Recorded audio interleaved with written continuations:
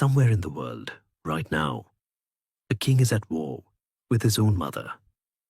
It feels like a line from some forgotten dark fairy tale, but it is one of the oldest and most brutally consistent truths of history.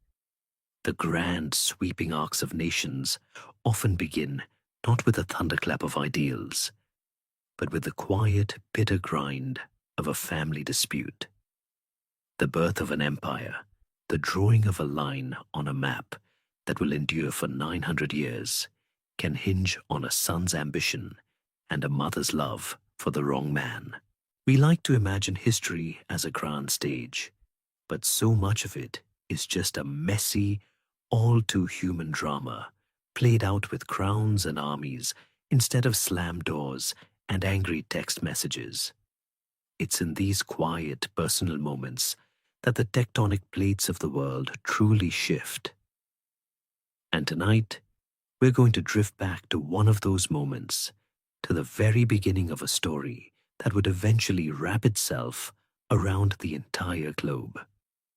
I'm glad you're here.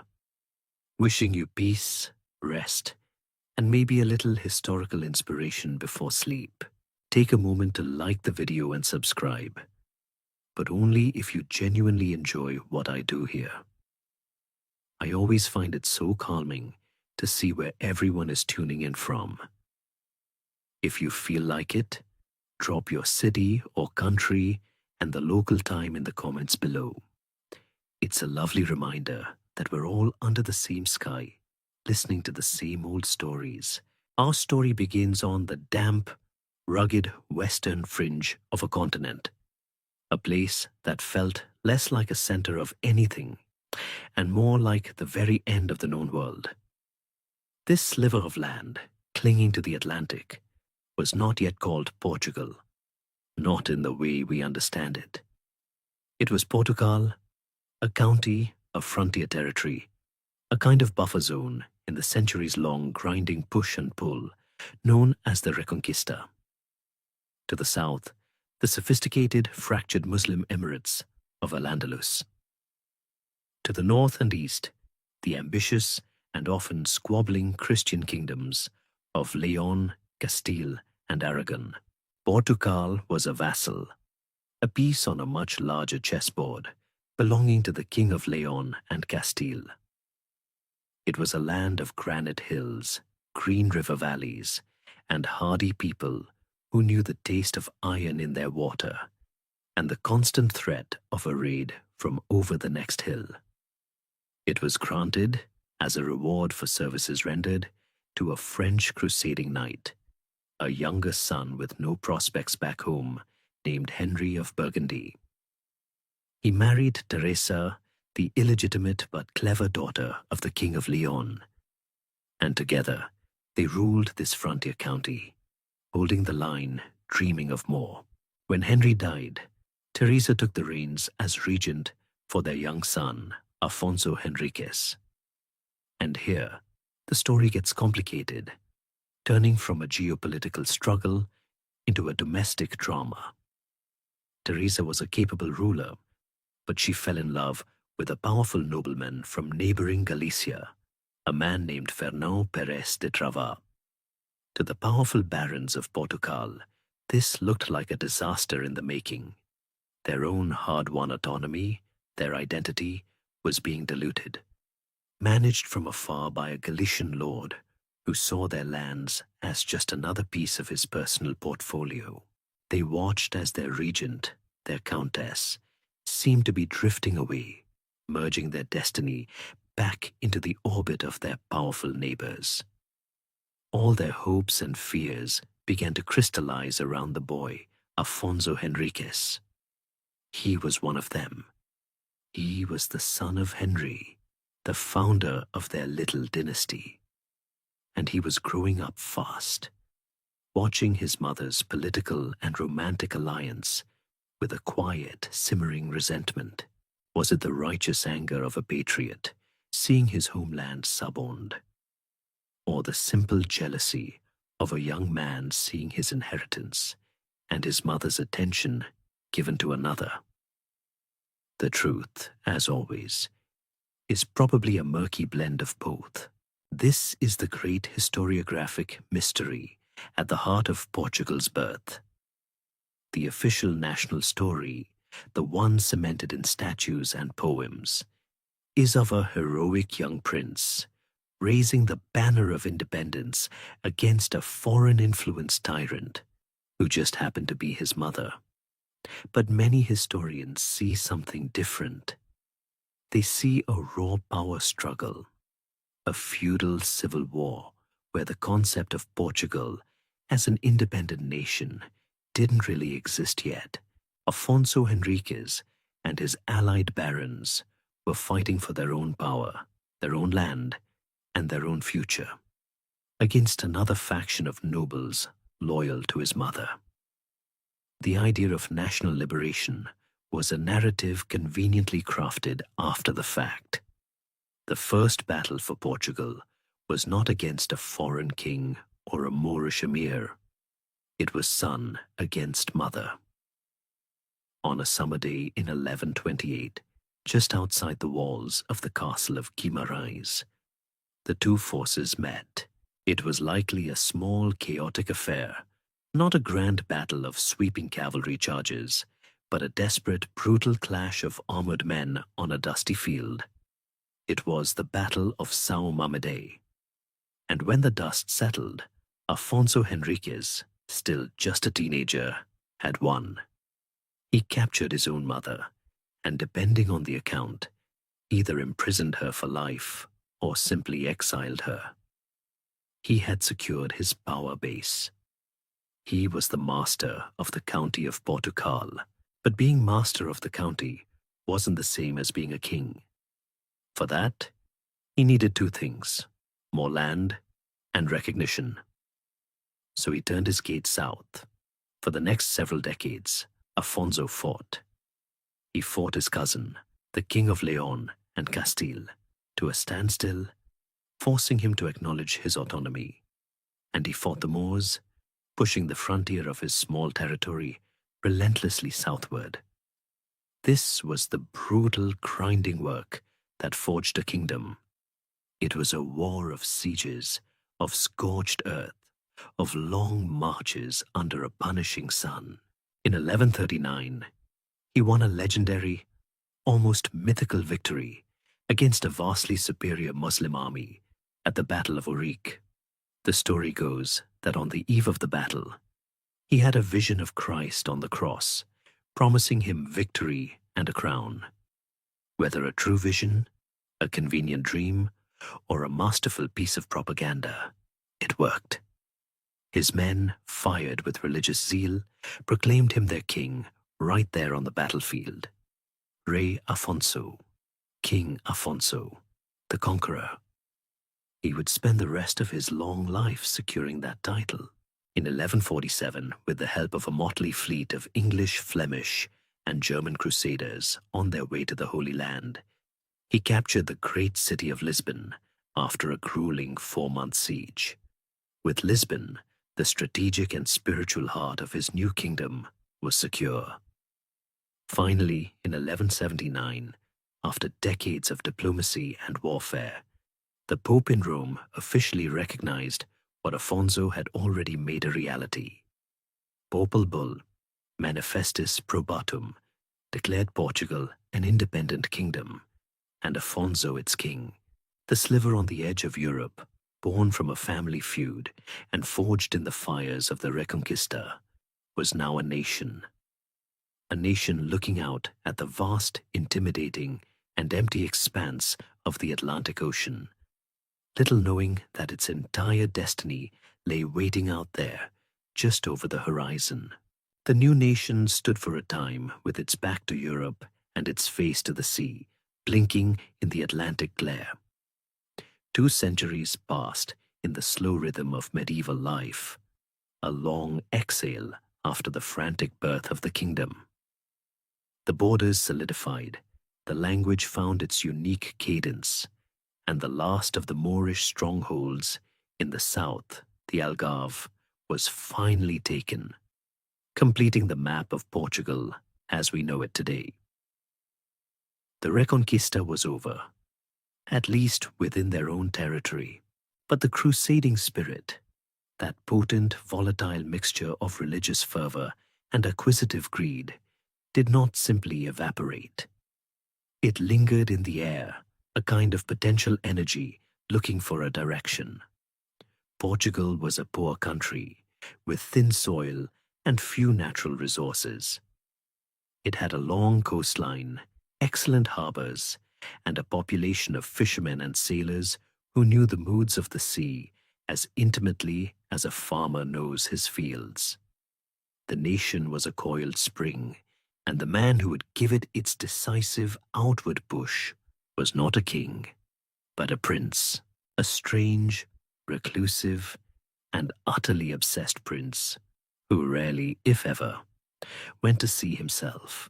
His name was Enrique, the third son of King John I, a man we now know as Prince Henry the Navigator. He was a paradox, wrapped in the coarse, dark wool of a religious ascetic. He was the Grand Master of the Military Order of Christ, the wealthy and powerful successor to the Knights Templar in Portugal. He was famously pious, reportedly a lifelong virgin, a man who spent his days in quiet contemplation and prayer.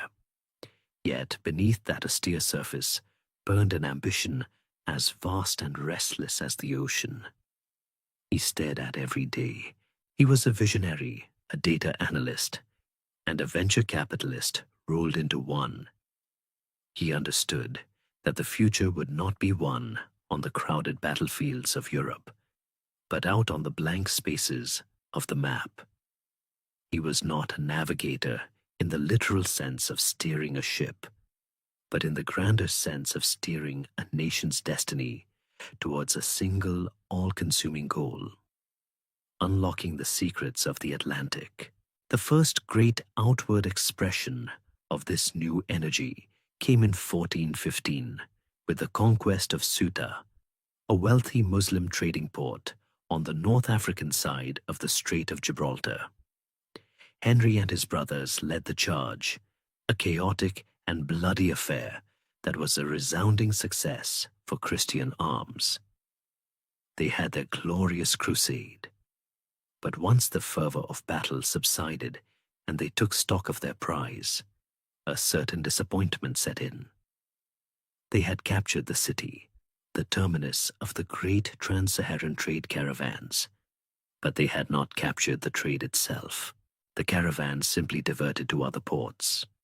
Ceuta, under Portuguese control, became a costly military garrison, a money pit bleeding the royal treasury dry. It taught Henry a crucial lesson. It wasn't enough to capture the end point of the trade network. You had to find a way to bypass it entirely. You had to go to the source. And the source of the gold, the spices, the ivory, and the rumored enslaved peoples was somewhere deep in the mysterious heart of Africa, a continent no European sailor had ever managed to circumnavigate. They were blocked by fear, by legend, and by a very real and dangerous technical problem: the winds and currents of the Atlantic. So Henry retreated. He established his court not in the bustling capital of Lisbon, but on the remotest, windiest, most desolate point of land in all of Portugal, the Sagres Peninsula, a rocky finger of land pointing defiantly into the wild expanse of the ocean. And it is here that we encounter the great historical debate surrounding him, the School of Sagres. For generations, this place was imagined as a formal institution, a kind of maritime university with lecture halls, an observatory, and bustling workshops. The world's first advanced research institute for exploration. It's a romantic, compelling image. But the quiet truth, unearthed by more recent historians, is that there is no solid evidence any such building or formal school ever existed. There are no ruins, no contemporary accounts describing a campus. The school was something more subtle, more modern, and perhaps even more effective. It was less a university and more of a think tank, a research and development hub. Henry, using the immense wealth of the Order of Christ, gathered around him not students, but the finest minds available. Grizzled sea captains, Jewish and Arab cartographers who could read the most advanced maps from the Mediterranean, Italian shipbuilders, German astronomers. They came to Sagres and worked, not in classrooms, but in quiet collaboration. Their task was to solve a series of interlocking puzzles. First, the maps.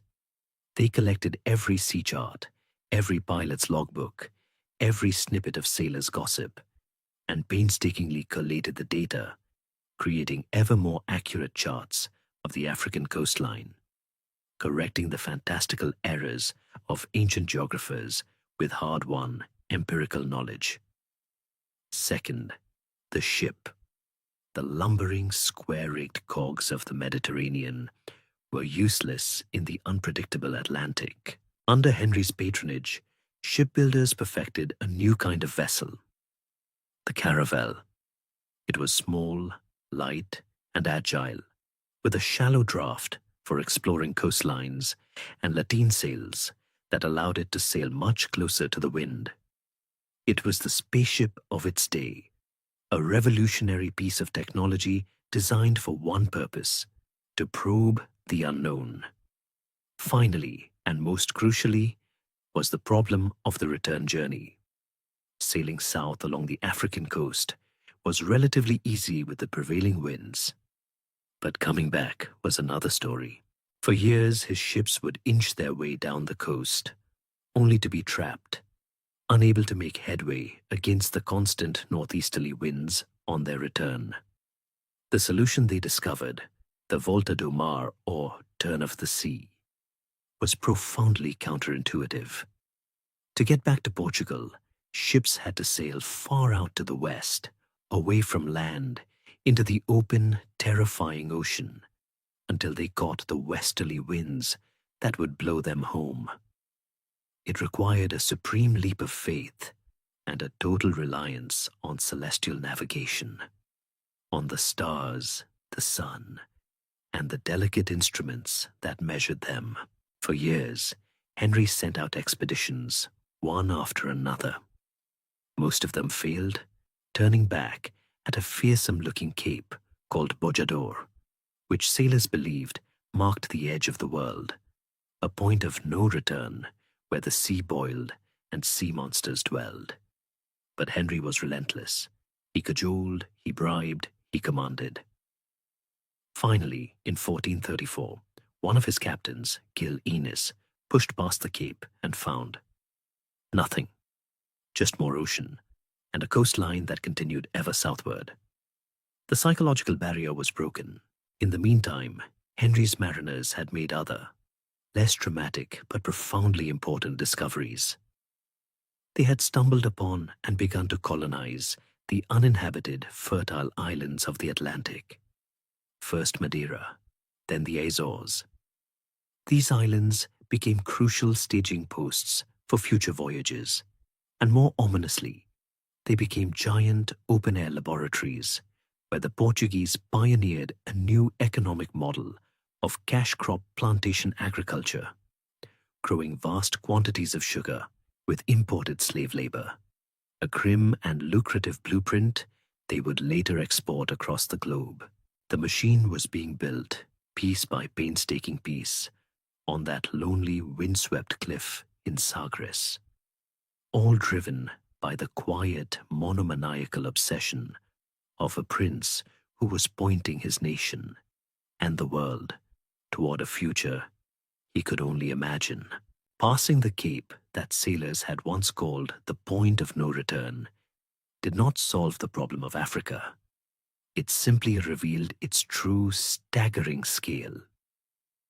It was one thing to nudge a few miles past a dreaded landmark, and quite another to chart an entire continent whose coastline seemed to unspool endlessly into the south. Each league forward presented a new set of challenges, not of sea monsters and boiling oceans, but of a far more practical and stubborn nature.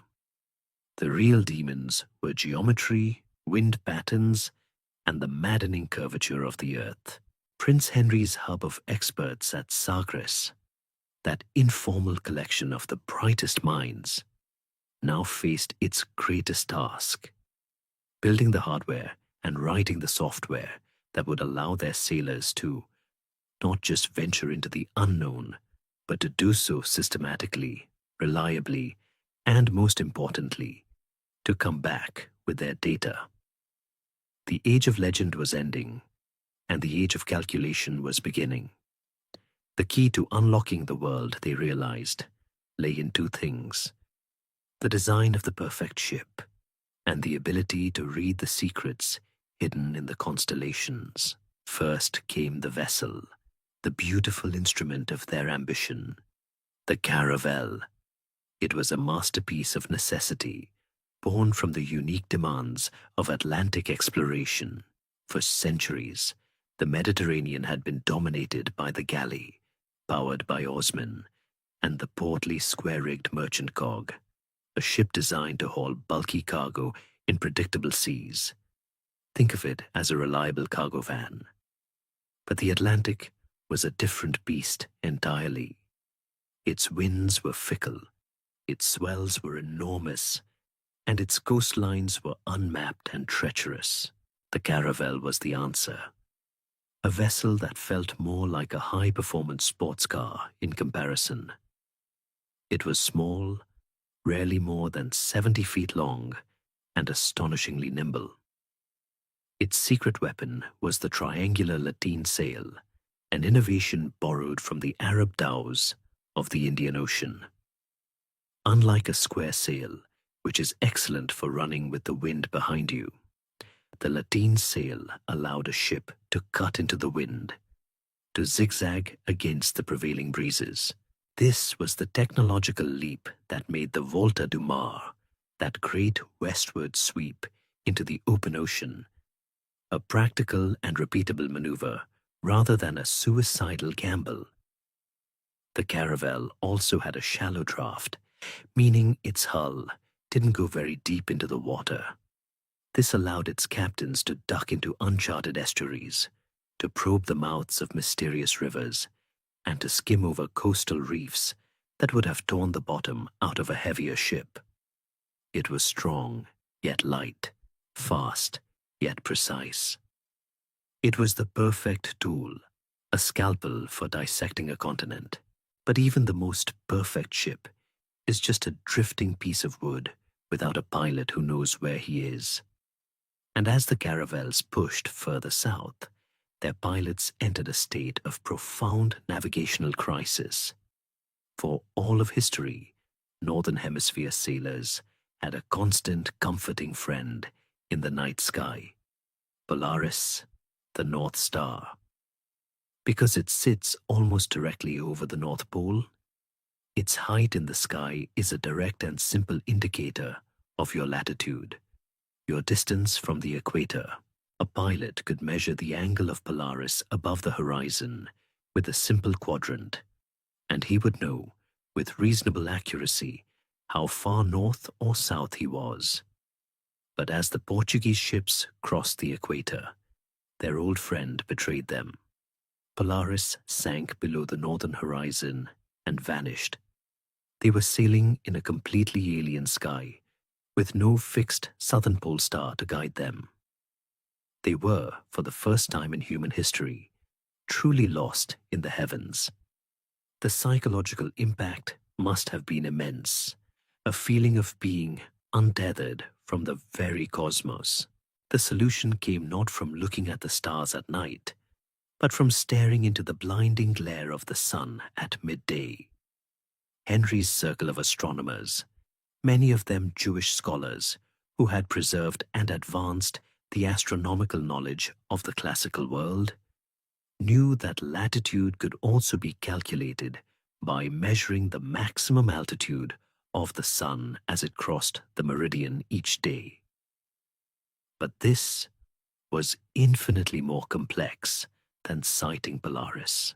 It required incredibly precise instruments, like the mariner's astrolabe, a heavy brass disc with a rotating sight that could be held steady on the pitching, rolling deck of a tiny ship. It required complex mathematical tables painstakingly calculated by hand to correct for the sun's seasonal declination. And it required a pilot with a steady hand, a sharp eye, and the nerve to perform complex calculations while the ship bucked and groaned around him. Men like the great Jewish astronomer Abraham Zacuto, working under royal patronage, compiled the essential tables, the almanacs that became the secret software of the enterprise. These were not mere books. They were the keys to the kingdom, allowing a pilot to turn a simple measurement of the sun's height into a precise coordinate on a chart.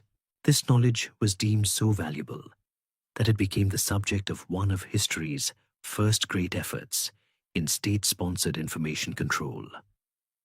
This was the policy of sigillo, or secrecy. The new maps, the padrones, which were updated after every single voyage with new coastlines, rivers and bays, were not public property. They were guarded in Lisbon's India House under lock and key. The astronomical tables and the secrets of their use were taught only to a select guild of royal pilots. There's a great historical debate about how effective this policy truly was. Some imagine a vast conspiracy, with spies in every tavern and deliberately falsified maps being sold to the rival Castilians. A more likely truth is that it was a frantic and ultimately failing effort to protect a trade secret. Sailors talk, pilots get captured, cartographers can be bribed. But the intent was clear.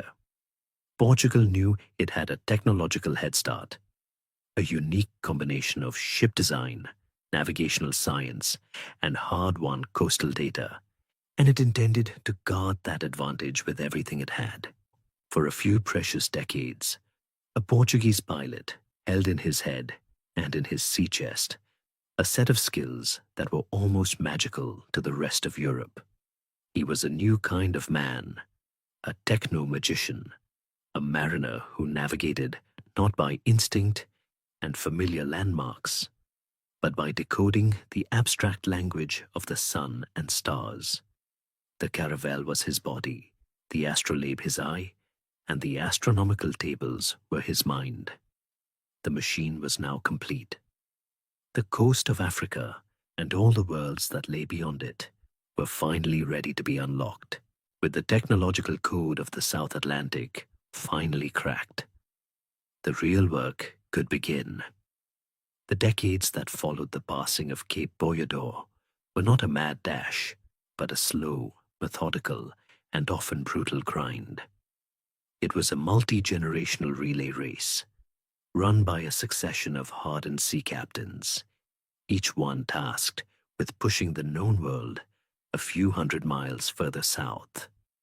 A man like Nuno Tristão or Diogo Calm would take his small fleet of caravels, provisioned for a year, and sail south, his pilot clutching the precious secret charts from the previous voyage.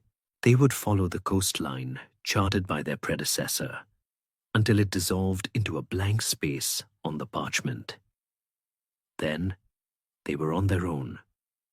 They would inch along the unmapped coast, the leadsman constantly calling out the depth, the cartographer sketching every inlet and headland, the pilot squinting at the midday sun through his astrolabe when supplies ran low or the crew was on the verge of mutiny from fear and scurvy.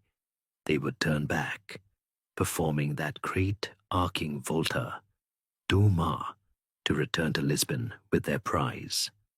A few more degrees of latitude, a new chapter for the closely guarded master map. And at the furthest point of each major voyage, they performed a strange and powerful ritual. They would row ashore lugging a heavy pre-carved limestone pillar called a padrome. Taller than a man, topped with a cross, and emblazoned with the royal coat of arms of Portugal, these pillars were driven into the soil of a prominent cape or river mouth. On the surface, their purpose was simple and declarative, a staking of a claim. This land, unseen and unknown by any other European power, was now under the sovereignty of the Portuguese crown. It was a political act, a planting of the flag, but historians now suspect a second, more subtle and scientific purpose. In an era before the reliable longitude, a padrome was a fixed physical marker of a known latitude. A future pilot, struggling to find his position, could sail to that latitude, run along it towards the coast, and know with certainty that he would eventually find the familiar stone pillar erected by his predecessor. It was a safe point in the great, dangerous game of exploration. It was an anchor of certainty on a coastline of terrifying unknowns, a quiet testament to the methodical, almost bureaucratic nature of their enterprise. For years, the coastline they mapped was the vast, empty edge of the Sahara Desert. The encounters were few, the landscape a monotonous and intimidating panorama of sand and sea. But then, somewhere around modern-day Senegal, everything changed.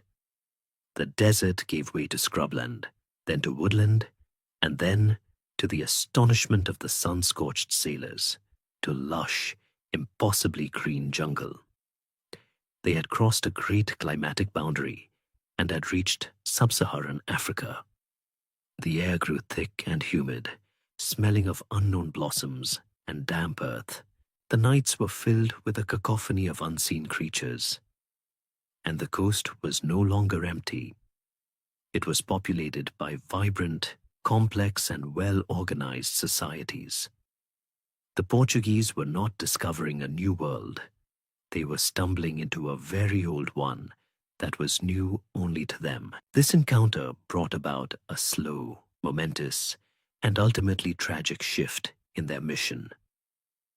Prince Henry's initial motivation was a mixture of crusade and curiosity, with a primary focus on finding the source of the gold trade.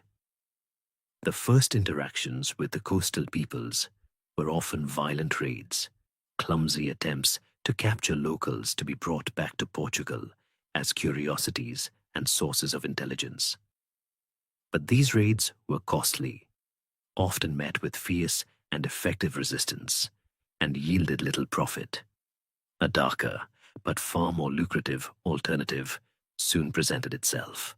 The Portuguese learned that slavery was an existing institution in parts of Africa, and that a powerful market for enslaved people was run by trans-Saharan traders. They realized it was far more efficient to trade than to raid. In 1445, they established a permanent trading post, a Victoria, at Arguin Island. Here, they began a grim but systematic commerce. Portuguese ships would arrive laden with bolts of cloth, copper pots, brass manacles, horses and wheat, and trade them with local merchants for the goods they craved.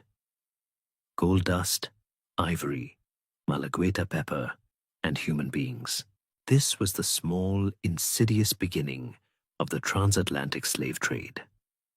It did not yet involve vast plantations, but it established the fatal precedent and the economic logic that would cause such unimaginable suffering for centuries to come. Prince Henry the Navigator died in 1460, staring out at his beloved ocean from his cliff at Sagres.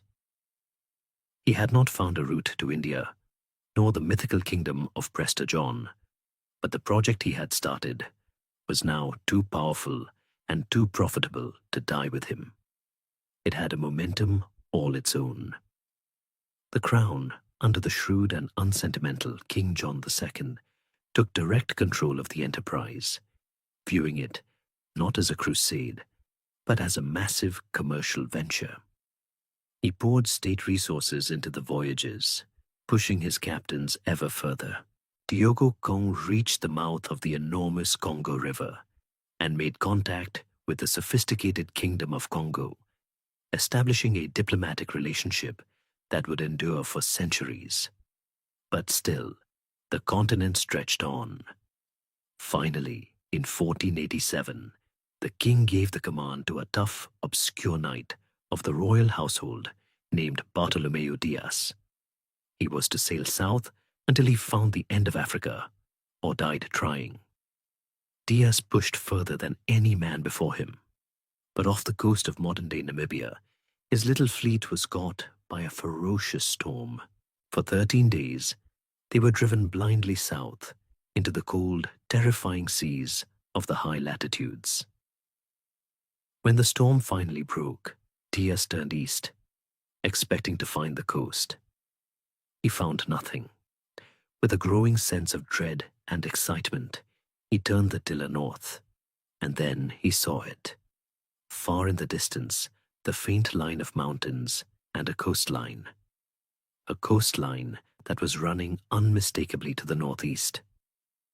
Without knowing it, blown by the storm, he had rounded the continent. The way was open. He had passed the bottom of the world. He allegedly named the rocky promontory the Cape of Storms, in memory of his terrifying ordeal.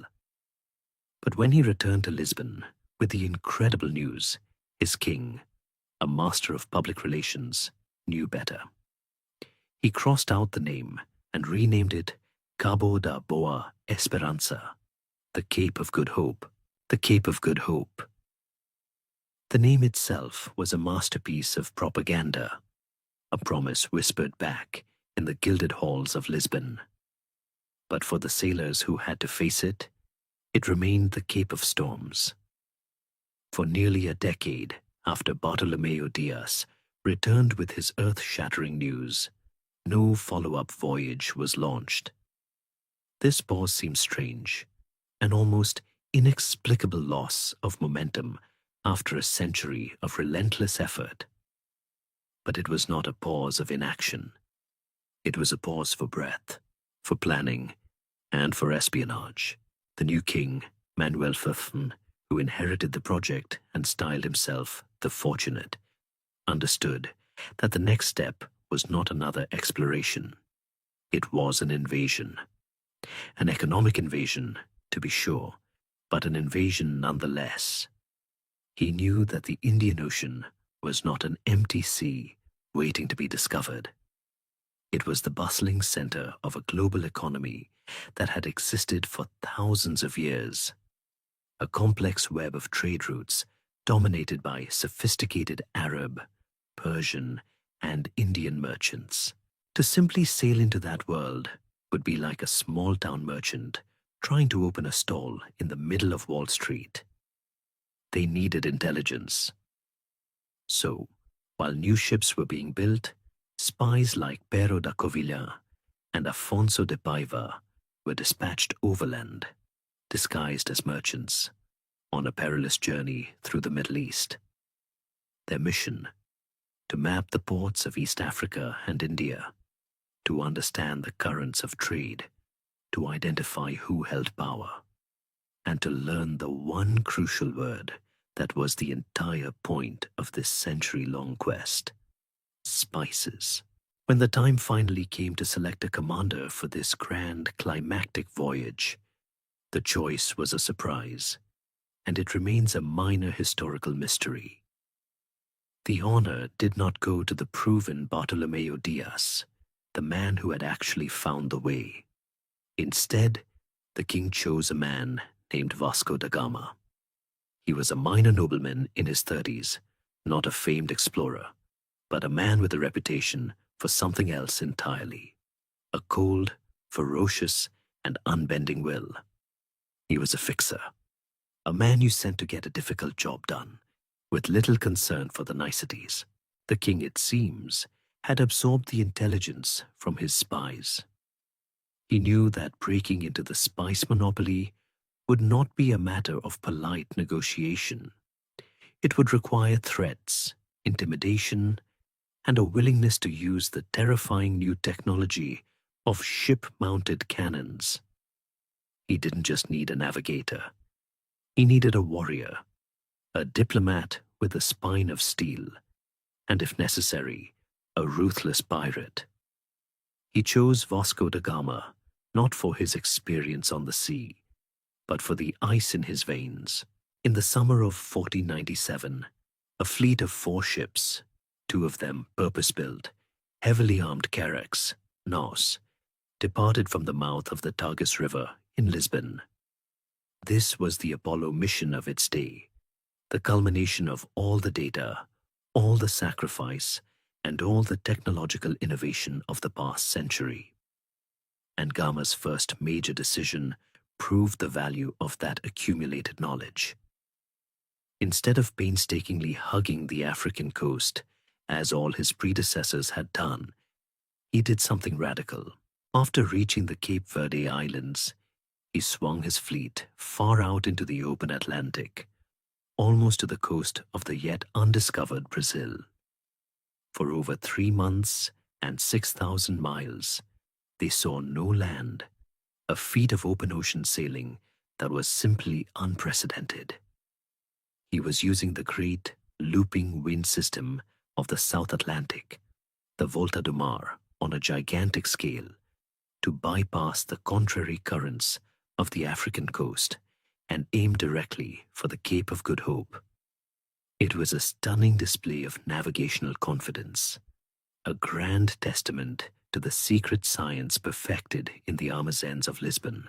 After a brutal and terrifying passage around the Cape, they began the slow crawl up the eastern coast of Africa, and here they entered another world. This was the Swahili coast, a string of wealthy, cosmopolitan, and deeply Islamic city-states like Mombasa and Malindi. This was the edge of the Indian Ocean's world system, and the Portuguese were met not with the awe of isolated tribes, but with the cool, suspicious appraisal of sophisticated merchants who saw them for what they were: rough, uncivilized intruders. Their encounters were fraught with misunderstanding, suspicion, and outright hostility. In Mombasa, the local sheikh tried to capture their ships. It became clear to Gama that they were dangerously out of their depth, culturally and diplomatically. Their salvation came in the port of Malindi, where they finally found a ruler willing to cooperate, partly out of a local rivalry with Mombasa. And it was here they acquired the final, indispensable key to their quest: a pilot. The identity of this man is shrouded in legend, sometimes identified as the great Arab navigator Ahmad ibn Majid, though this is heavily debated. What is certain is that they hired a master mariner, a Gujarati pilot who knew the rhythms of the Indian Ocean, as well as a Portuguese fisherman knew the Tagus. He looked at their crude wooden astrolabes and likely laughed, showing them his own far more sophisticated instruments. And he taught them the secret of the monsoons. With the steady, predictable monsoon wind at their backs, the crossing of the final ocean was almost anticlimactic. For 23 days, they sailed east, and on May 20th, 1498, they saw the green, hazy hills of the Malabar coast. They had made it. They dropped anchor off the coast of Calicut, one of the greatest spice markets in the world. The 80-year gamble had paid off, but the triumph of arrival quickly soured. When Gama and his men went ashore, their reception was disastrous. The local Hindu ruler, the Zamorin of Calicut, received them, but he and his courtiers were utterly unimpressed. The Portuguese had brought their finest trade goods: coarse woolen cloth, strings of coral beads, wash basins, and hats. To the fabulously wealthy Indian court, draped in fine silks and cottons and adorned with jewels, these items, looked like the contents of a peddler's cheap trunk. They were laughed at. The powerful Arab merchant guilds, who controlled the spice trade in the city, immediately recognized the existential threat the Portuguese posed and worked to sabotage them at every turn, portraying them to the Zamorin as little more than common pirates. Vasco da Gama, the proud, hot-tempered commander, was humiliated. After weeks of tense, fruitless negotiation, punctuated by the seizure of hostages on both sides, Gama made a hasty retreat. He managed to load a small symbolic cargo of pepper, cinnamon, and ginger. But he left Calicut in a fury, bombarding the city from his ships as he departed. The long, horrific journey home, against the monsoon winds, would take most of a year, and the ravages of scurvy would kill more than half his remaining crew. When his 2 surviving ships limped back into Lisbon in 1499, they did not carry much wealth. But they carried something far more valuable: proof. The seaborne route to the Indies was real. The door was open, but Vasco da Gama's violent, humiliating experience in Calicut had taught the Portuguese a vital and brutal lesson.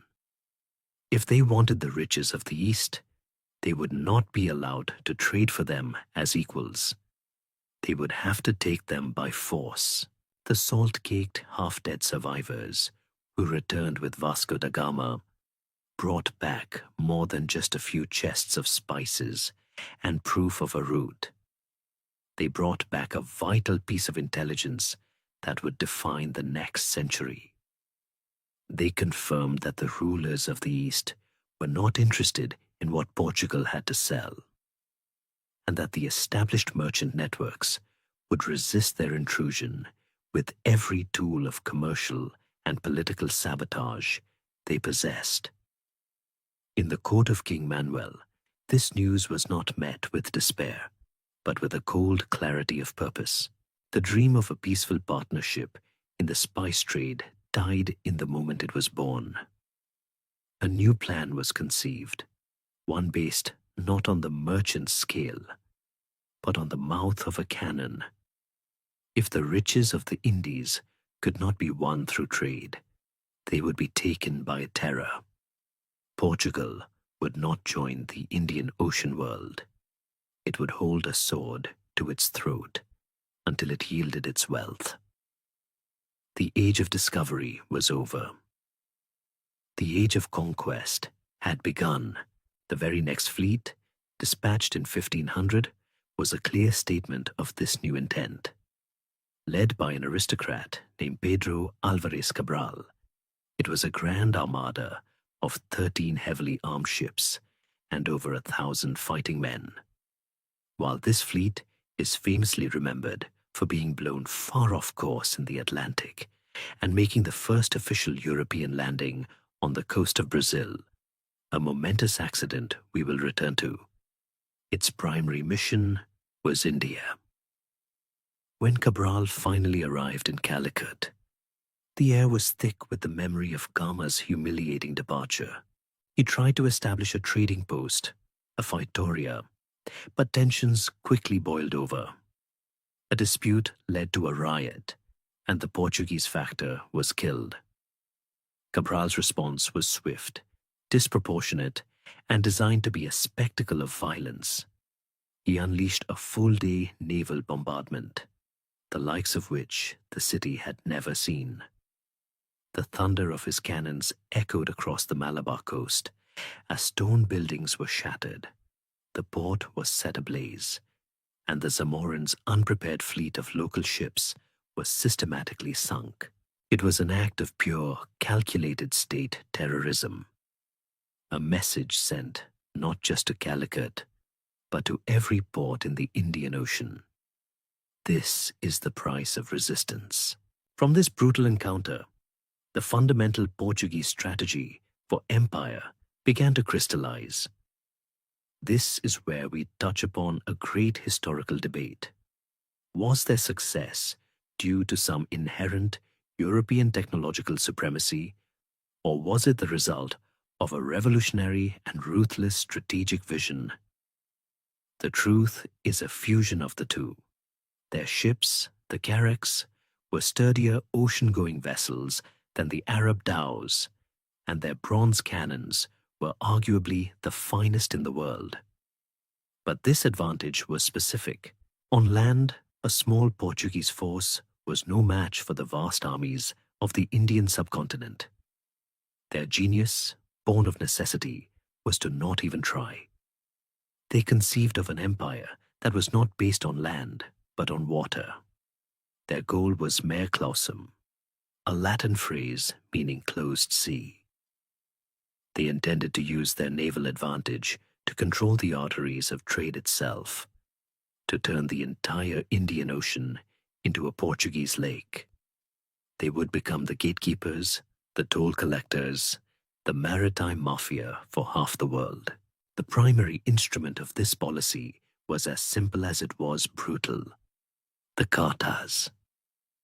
This was a naval passport, a license to trade, which the Portuguese governor would issue for a hefty fee to local merchant ships. Any vessel sailing the Indian Ocean, from the Swahili coast to the Spice Islands of Indonesia, was required to purchase one.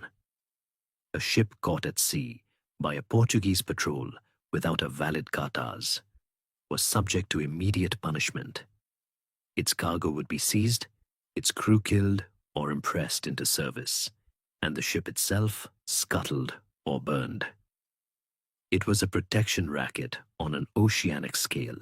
The Portuguese placed their fleets at the key maritime choke points: the Gulf of Aden, the Strait of Hormuz, the Malacca Strait, and simply strangled the old trade routes, redirecting the flow of wealth into their own coffers. They were a tiny nation, 1 million people at most, trying to dominate a trade network that served hundreds of millions. They could only do it through the focused and terrifying application of naval violence. The personification of this new merciless policy was none other than Vasco da Gama himself, who returned to India in 1502 in command of his own war fleet. He was no longer an explorer probing the unknown. He was an avenger, an admiral tasked with breaking the will of anyone who dared to defy his king. It was on this voyage that he committed an act of such calculated cruelty that it became infamous, even in a brutal age. He intercepted a large, unarmed ship named the Miri, which was carrying hundreds of Muslim pilgrims, including wealthy merchants with their families, on their return journey from Mecca. Gama systematically looted the ship of its considerable valuables. The passengers offered him a fortune to ransom their lives, but Gama refused. He had the passengers locked in the hold, and then, ignoring the pleas of even some of his own captains, he ordered the ship to be set on fire. For days, the Portuguese watched as the burning vessel drifted, listening to the screams of the men, women, and children trapped within, sinking any who managed to jump overboard. This was not a random act of piracy. It was a psychopathic piece of political theater designed to etch the name of Vasco da Gama into the psyche of the Indian Ocean as a synonym for merciless terror. The message was absolute. We are not bound by your rules. We are not bound by any rules. The old world was gone. A new violent order had arrived on the tides, smelling of salt, gunpowder, and blood. The policy of terror, shock, and awe had successfully shattered the old commercial order of the Indian Ocean, but it had created nothing to replace it. It was a strategy of disruption, not of dominion. A reign of terror based on naval patrols was exhausting and unsustainable. It left the Portuguese spread thin, a handful of wolves trying to police an entire ocean. The empire was a concept, a threat, but it had no bones, no heart, no center. It needed an architect, a man who could take the violent chaos unleashed by Gama and Cabral and forge it into a permanent, functioning structure of power. That man was Afonso de Albuquerque, a stern, grey-bearded nobleman in his 50s, a man who possessed a potent and terrifying combination of strategic genius, messianic certainty, and absolute ruthlessness. Where his predecessors were hammers, smashing everything in their path, Albuquerque was a master geostrategist, a man who saw the Indian Ocean not as a series of targets, but as a single, integrated chessboard. He arrived in India and quickly grasped the central weakness of the Portuguese position. A floating empire, he reasoned, was no empire at all. To truly control the sea, you had to control the land that mattered, the critical ports, the maritime choke points through which all trade was forced to flow. His vision, which historians still debate for its sheer audacity and coherence, was to seize and fortify three key pillars that would allow Portugal to lock down the entire trade network from East Africa to the Far East. He would create a triangle of power, three fortified naval bases that would serve as the permanent headquarters for Portuguese fleets, giving them the ability to dominate the region's most vital sea lanes year-round. It was a plan of breathtaking ambition, and for 6 relentless years, from 1509 to 1515, he pursued it with a singular, ferocious energy, single-handedly building an empire with fire, steel, and an unshakable belief in his own destiny. The first pillar was the Strait of Hormuz, the narrow mouth of the Persian Gulf, through which the ancient trade in silk, pearls, and horses flowed to and from Persia and the Ottoman lands. In 1507, even before becoming governor, Albuquerque led a small squadron of 6 ships to this nexus of global trade. With an army of just 400 men, he faced a powerful city-state protected by a fleet of hundreds of vessels and a large land army. In an act of supreme, almost suicidal audacity, he demanded the city's surrender and submission to the King of Portugal. When they refused, he unleashed a masterclass in naval violence, systematically burning their fleet and bombarding the city until the terrified ruler submitted. He had captured the first key, though he was forced to abandon it temporarily due to mutiny among his own captains. The legend of his ferocity was born, and he would return in 1515 to finish the job, building a massive fortress that would dominate the Gulf for over a century. The second and most important pillar was to be the capital of this new empire, the Estado da India, or State of India. For this, Albuquerque needed a central, defensible port on the Malabar coast. He bypassed powerful Calicut and set his sights on the island city of Goa. It had a magnificent deep-water harbor, perfect for sheltering fleets during the monsoon, and its political situation was unstable, making it a tempting target.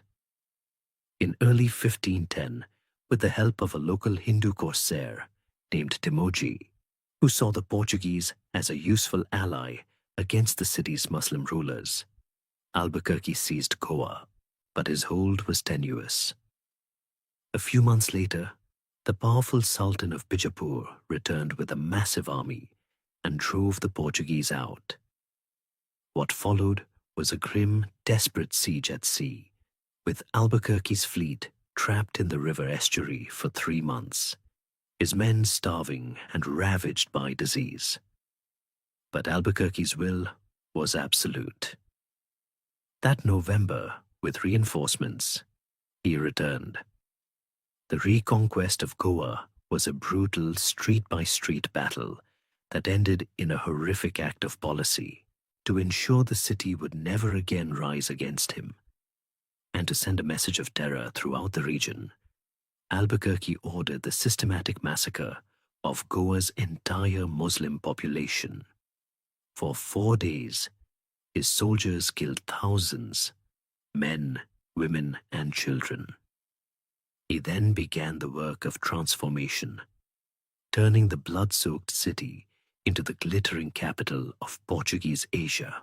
He established a mint, built churches and hospitals, and controversially, encouraged his soldiers to marry the widows of the men they had slain, hoping to breed a loyal, local Christian population to garrison his new city. The third and final pillar of his grand strategy lay far to the east, the legendary city-state of Malacca, on the strait that bears its name. Malacca was the Singapore or Hong Kong of its day, the richest and most important commercial hub in all of Asia, a vibrant cosmopolitan metropolis where merchants from China, India, Arabia, and the Spice Islands all met to trade. It was the gateway to the source of the most precious spices, cloves, nutmeg, and mace, from the tiny Moluccan Islands. In 1511, Albuquerque arrived with his fleet. After a month-long brutal siege, his hardened veterans stormed the city, capturing the vital bridge over the river and turning the tide. The Sultan fled, and the greatest trading emporium in the world fell into Portuguese hands. With the capture of Hormuz, Goa, and Malacca, Albuquerque's strategic triangle was complete. In just 6 years, this one man, driven by a will of iron, had seized the 3 main arteries of the Asian maritime economy. He had built the skeleton of an empire that would endure for centuries. His end, however, was a bitter one. While returning from his final triumph at Hormuz, he learned that his political enemies in Lisbon, jealous of his power, had conspired against him. The king had appointed his chief rival to replace him. The news broke his heart. An old, sick, and disillusioned man, he died on his ship at the entrance to Goa's harbor, his eyes fixed on the city he had built. He left behind a simple, powerful legacy, the Estado da India, an empire of the sea, forged by his terrible, visionary genius. With the death of Afonso de Albuquerque, the heroic, chaotic age of conquest subsided into something more routine, more bureaucratic, and in many ways more challenging: the administration of an empire. The grand, bloody set-piece battles gave way to the slow, grinding work of maintaining control, collecting taxes, and ensuring the steady flow of spices back to Lisbon. Albuquerque had built the skeleton. It was up to his successors to put flesh on its bones and breathe life into the sprawling, improbable entity known as the Estado da India. This State of India was a new kind of empire, one that defies easy definition. A glance at a map from the mid-16th century would show a scattering of Portuguese flags dotted along the rim of the Indian Ocean, from Mozambique to the Moluccas. But this was an illusion. It was not an empire of territory, but an empire of nodes. It was a network, a string of fortified pearls draped across the arteries of Asian trade, and its lifeblood was the sea itself. The physical embodiment of this network was the fortress. Over 50 forts and fortified trading posts, or feitorias, were established, each one a stone and mortar testament to Portuguese power. A tiny European island planted in a vast and alien sea. They were marvels of military engineering, their low, thick, star-shaped bastions designed to deflect cannonballs, their parapets bristling with bronze artillery. Each was strategically placed to dominate a harbor, a river mouth, or a strait. From Sofala and Mozambique Island, they controlled the gold trade of East Africa. From Diu and Cochin, they managed the pepper trade of India's Malabar coast. From Colombo in Ceylon, they monopolized the world's cinnamon. Each fort served as a naval base, a warehouse, and an administrative center. It was a self-contained world, a microcosm of the empire. Inside its sweating stone walls lived the governor, a garrison of soldiers, a factor in charge of trade, a priest, and a handful of Portuguese officials and merchants, many of whom took local wives, creating a new Luso-Indian society that was loyal to the crown. Life in these outposts was a strange mixture of immense opportunity and profound misery.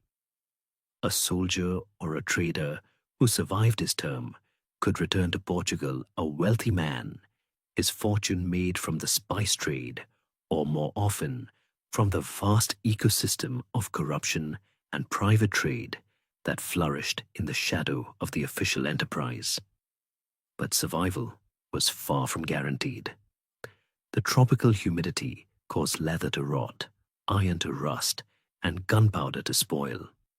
The heat was suffocating, and diseases like malaria, dysentery, and typhoid fever were rampant, killing far more men than combat ever did.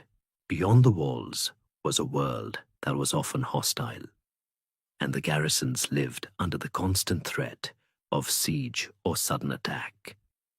It was an existence of long periods of crushing boredom, punctuated by moments of sheer terror, all set to the soundtrack of the lapping waves and the alien chatter of a foreign port.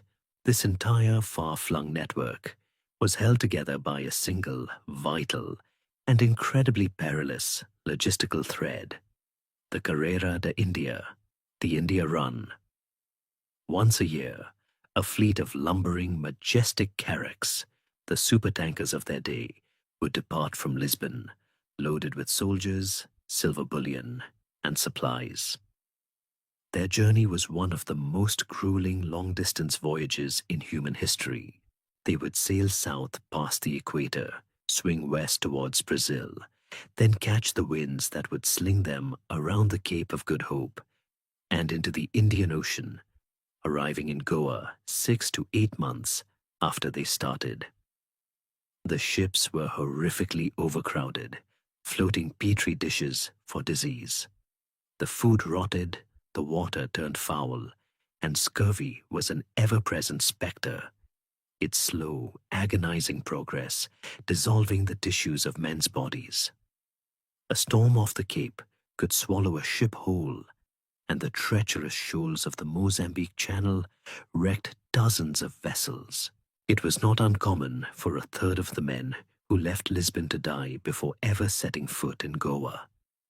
Then, after a season of trading and refitting, the carracks would be loaded to the waterline with pepper, cloves, cinnamon, silk, and porcelain, and would begin the equally hazardous journey home. This yearly convoy was the empire's circulatory system. Its success meant fabulous wealth for the crown.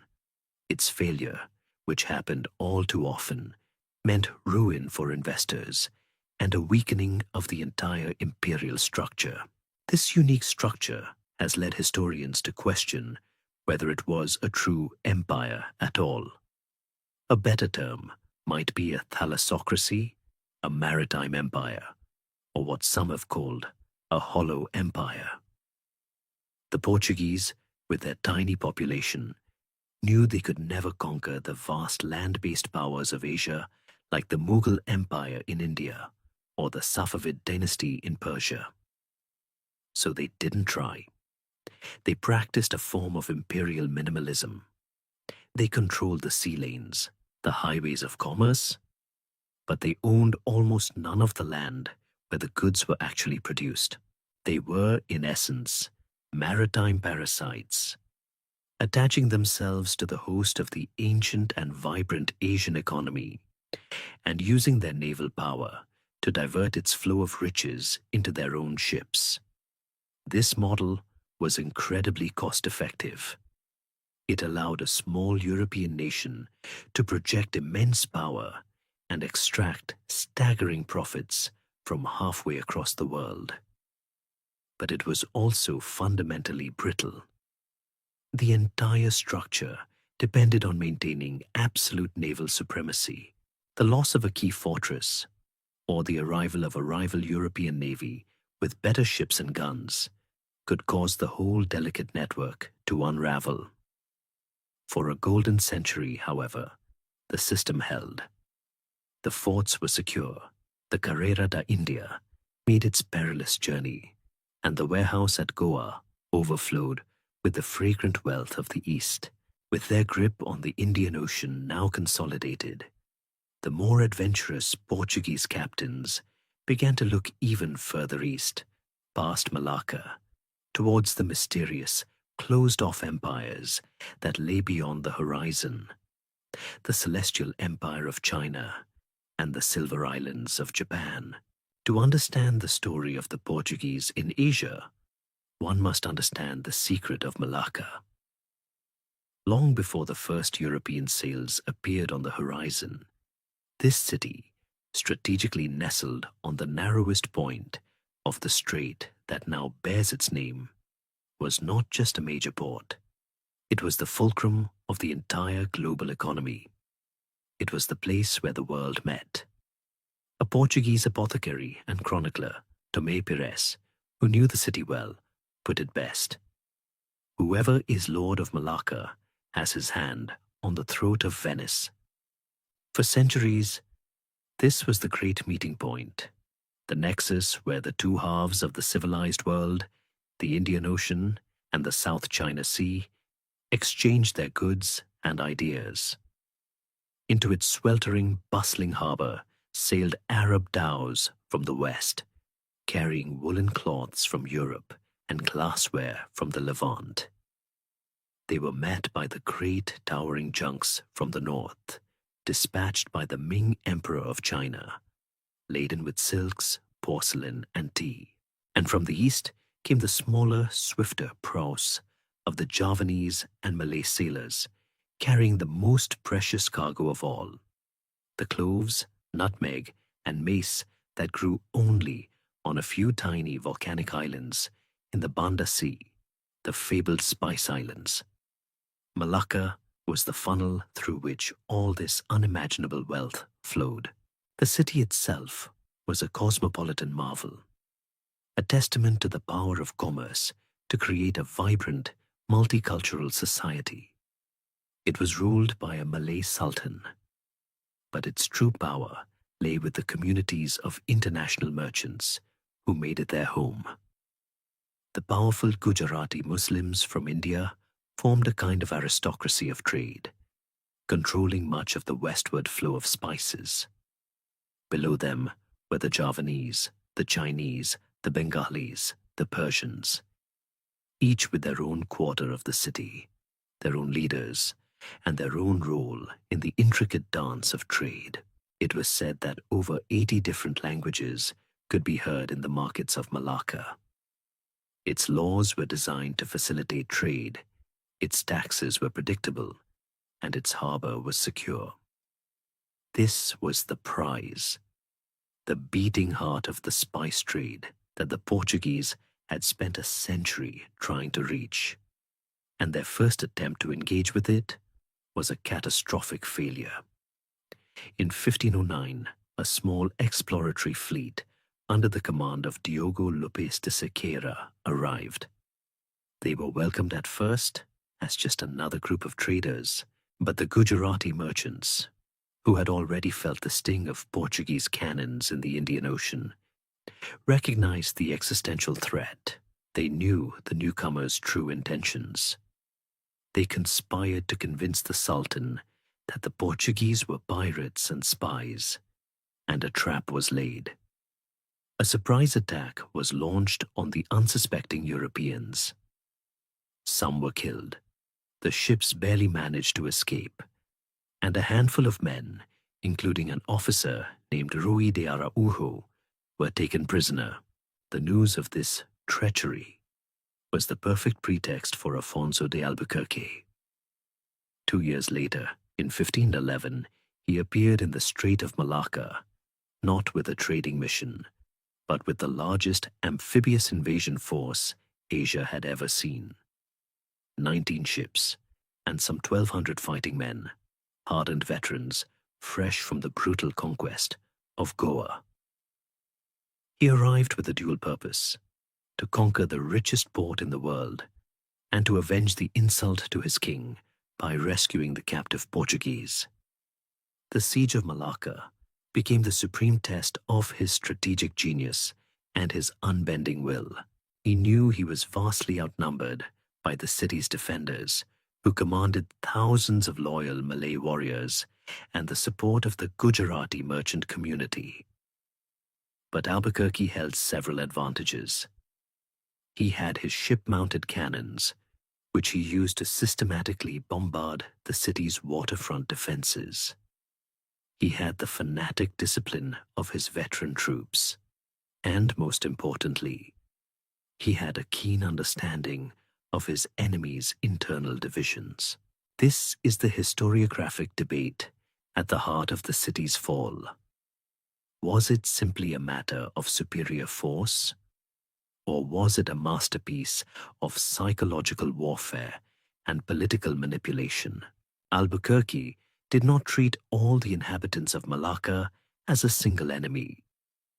He entered into secret negotiations with the leaders of the Chinese and Hindu merchant communities, rivals of the powerful Gujaratis. He promised them that if they remained neutral or actively supported him, their lives, property, and trading privileges would be protected under Portuguese rule. He presented himself not as a barbarian conqueror, but as a liberator from the corrupt influence of the Muslim Gujaratis. This masterstroke of diplomacy effectively split the city's defenses, ensuring that he would only have to fight the Sultan's most loyal troops. The decisive battle was for control of the great bridge that spanned the river, dividing the city into two halves. For more than a week, a brutal seesawing battle raged. The Sultan deployed his terrifying war elephants, clad in armor, hoping to break the Portuguese lines. But the disciplined European infantry held their ground with long pikes, and their matchlock muskets sowed confusion among the great beasts. Finally, during a high tide, Albuquerque landed a force from a tall junk he had commandeered, allowing his troops to attack the bridge from both ends at once. The position fell. The Sultan and his court fled into the jungle, and the wealthiest city in Asia was in Albuquerque's hands. The aftermath was typical of its conqueror, a mixture of calculated brutality and shrewd state-building.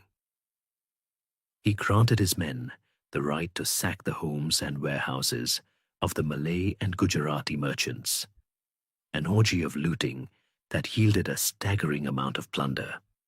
But he kept his word to the Chinese and Hindu traders, placing their districts under his personal protection. And almost immediately, he began work on his own symbol of permanent dominion, a massive fortress he named Formosa, the famous one. In an act of profound symbolic desecration, he ordered his men to demolish the Sultan's grand mosque and the tombs of past kings, using the stones to build the walls of his new citadel. The message was clear. A new god and a new power were now in charge. The fall of Malacca was a cataclysm that sent shockwaves across the entire trading world. For the Portuguese, it was the crowning achievement of their imperial project. They now held the gateway to the Far East. From this new, powerful base, they could finally send their ships directly to the Moluccas to buy cloves at the source, cutting out every middleman. The throat of Venice was now firmly in Albuquerque's grasp. And beyond Malacca, new, even more mysterious horizons were opening up. The sea lanes leading to the vast, forbidden coast of China and the legendary Silver Islands of Japan. The conquest of Malacca had given the Portuguese the key to a door, and on the other side lay a labyrinth of new sea routes leading to lands that to the European mind were still draped in myth. From this new forward base, their ships began to probe further, driven by the lure of the Spice Islands. And it was on one of these chaotic, semi-legal ventures, a journey aboard a Chinese junk tossed about by a typhoon, that they were literally blown into a new world. In 1543, a handful of Portuguese adventurers washed ashore on the tiny Japanese island of Tanegashima. The encounter that followed was one of profound and mutual astonishment.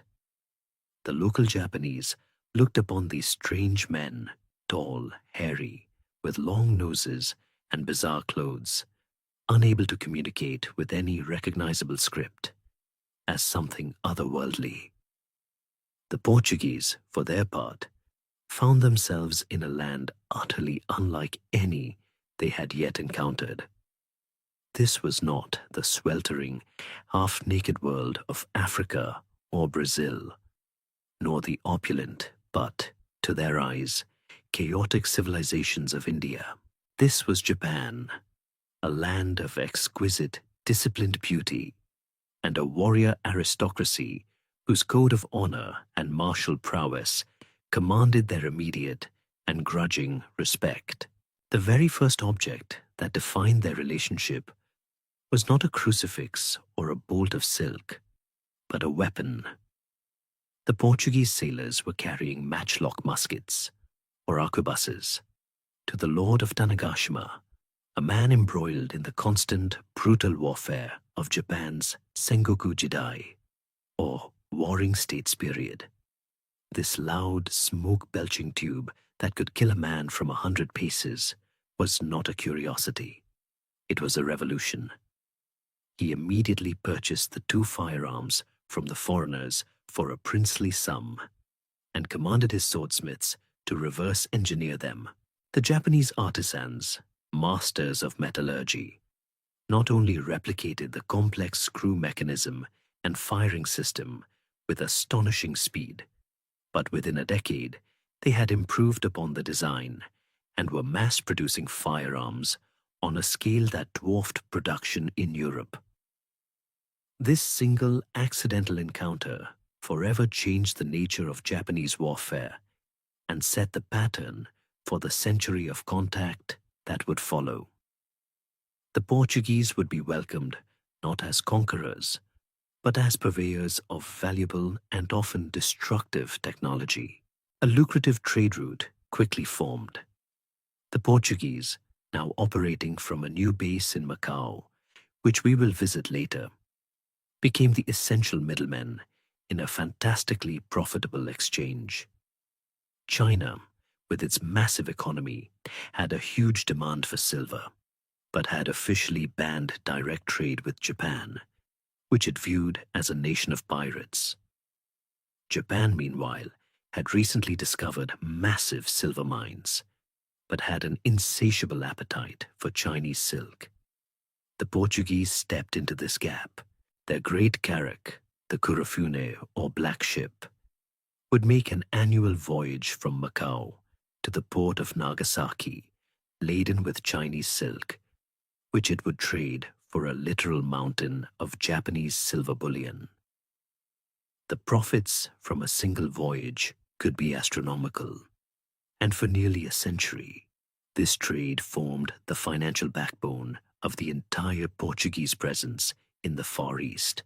The Japanese called these strange newcomers the Namban, the southern barbarians, a term of mild condescension, but also of immense curiosity, and the art of this period is filled with fascinating depictions of the long-nosed foreigners and their great black ship.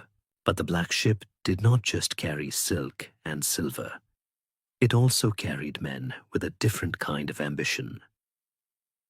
In 1549, the Basque Jesuit priest Francis Xavier, one of the founders of the Jesuit order, arrived in Japan, determined to plant the seeds of Christianity in what he saw as a noble, if pagan, land.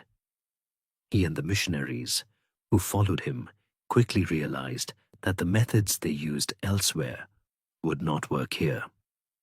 The Japanese were not an unlettered people to be easily awed. They were highly sophisticated, with ancient and deeply philosophical Buddhist and Shinto traditions. The Jesuits engaged in rigorous debate with Zen monks in their monasteries, and they understood that to succeed, they needed to win over the elite. This began the Christian century in Japan, and its initial success is a great historical mystery. Why did a significant portion of this proud and culturally self-assured nation embrace a strange, foreign religion?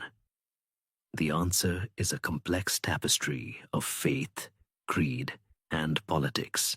The Jesuits, particularly under the master strategist Alessandro Valignano, adopted a policy of cultural accommodation. They learned the Japanese language, adopted the local customs of dress and etiquette, and presented Christianity not as a replacement for Japanese culture, an idea they knew would be rejected, but as the fulfillment of its best qualities. But the more potent reason for their success was political. In the fractured landscape of the warring states, a local lord, a daimyo, was always looking for an edge over his rivals. To these men, the friendship of the Portuguese was a grand prize. It meant exclusive access to the firearms trade. It meant the profits from having the black ship use a port in their territory. And converting to Christianity, or at least showing great favor to the Jesuit fathers, was the surest way to secure that friendship. Several powerful daimyo in the south of Japan converted, and their samurai and peasant subjects often followed suit. The port city of Nagasaki grew from a sleepy fishing village into a major hub of international trade, and it was effectively gifted to the Jesuits to administer, becoming the Christian capital of Japan. For a few remarkable decades, a unique cultural fusion flourished. Japanese artists created beautiful screens depicting biblical scenes. Samurai wore rosaries over their armor. Western astronomy, medicine, and art trickled into Japan through this Jesuit-controlled window.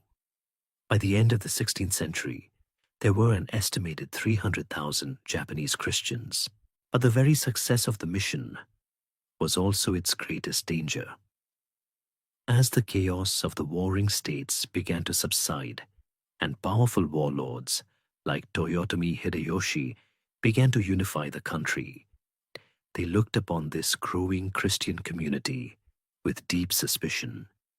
It was a religion that preached loyalty to a foreign potentate, the Pope in Rome, and its leaders were the gatekeepers to the foreign arms trade.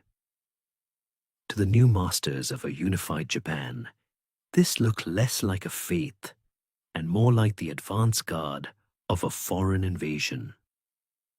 The golden century of the Namban was living on borrowed time, while the accidental encounter with Japan opened up a new world of opportunity, the true grand prize of the Far East, the ultimate source of wealth and luxury in the European imagination, was China. But the celestial empire of the Ming dynasty was a challenge of a completely different order. This was not a collection of competing city-states like the Swahili coast, nor a fractured subcontinent like India, nor a nation embroiled in civil war like Japan.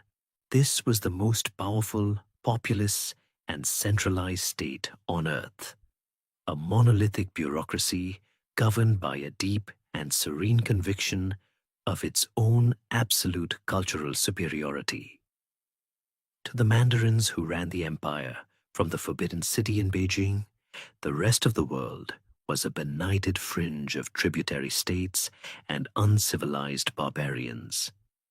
They did not need foreign trade. If foreigners wished to approach the Son of Heaven, they were expected to do so as humble supplicants, bringing tribute and performing the ritual kowtow. The Portuguese, accustomed to kicking down doors and dictating terms at the mouth of a cannon, were about to encounter a door made not of wood, but of a 4,000-year-old wall of bureaucratic indifference.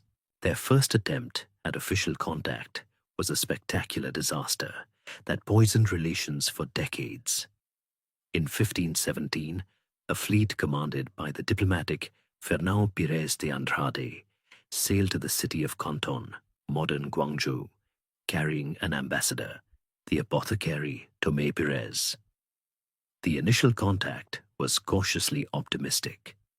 Andrade behaved with impeccable diplomatic propriety, and the local officials were impressed enough to allow the embassy to travel overland to Beijing to be presented to the emperor. But while the slow process of Chinese bureaucracy was grinding along, Andrade's brutish and greedy brother, Simo, arrived on the coast with another fleet. He immediately began acting not as a diplomat, but as a conqueror in the mold of Albuquerque. He built an illegal fort on an island near the coast. He treated the local population with contempt, and worst of all, he began purchasing kidnapped Chinese children to sell as slaves.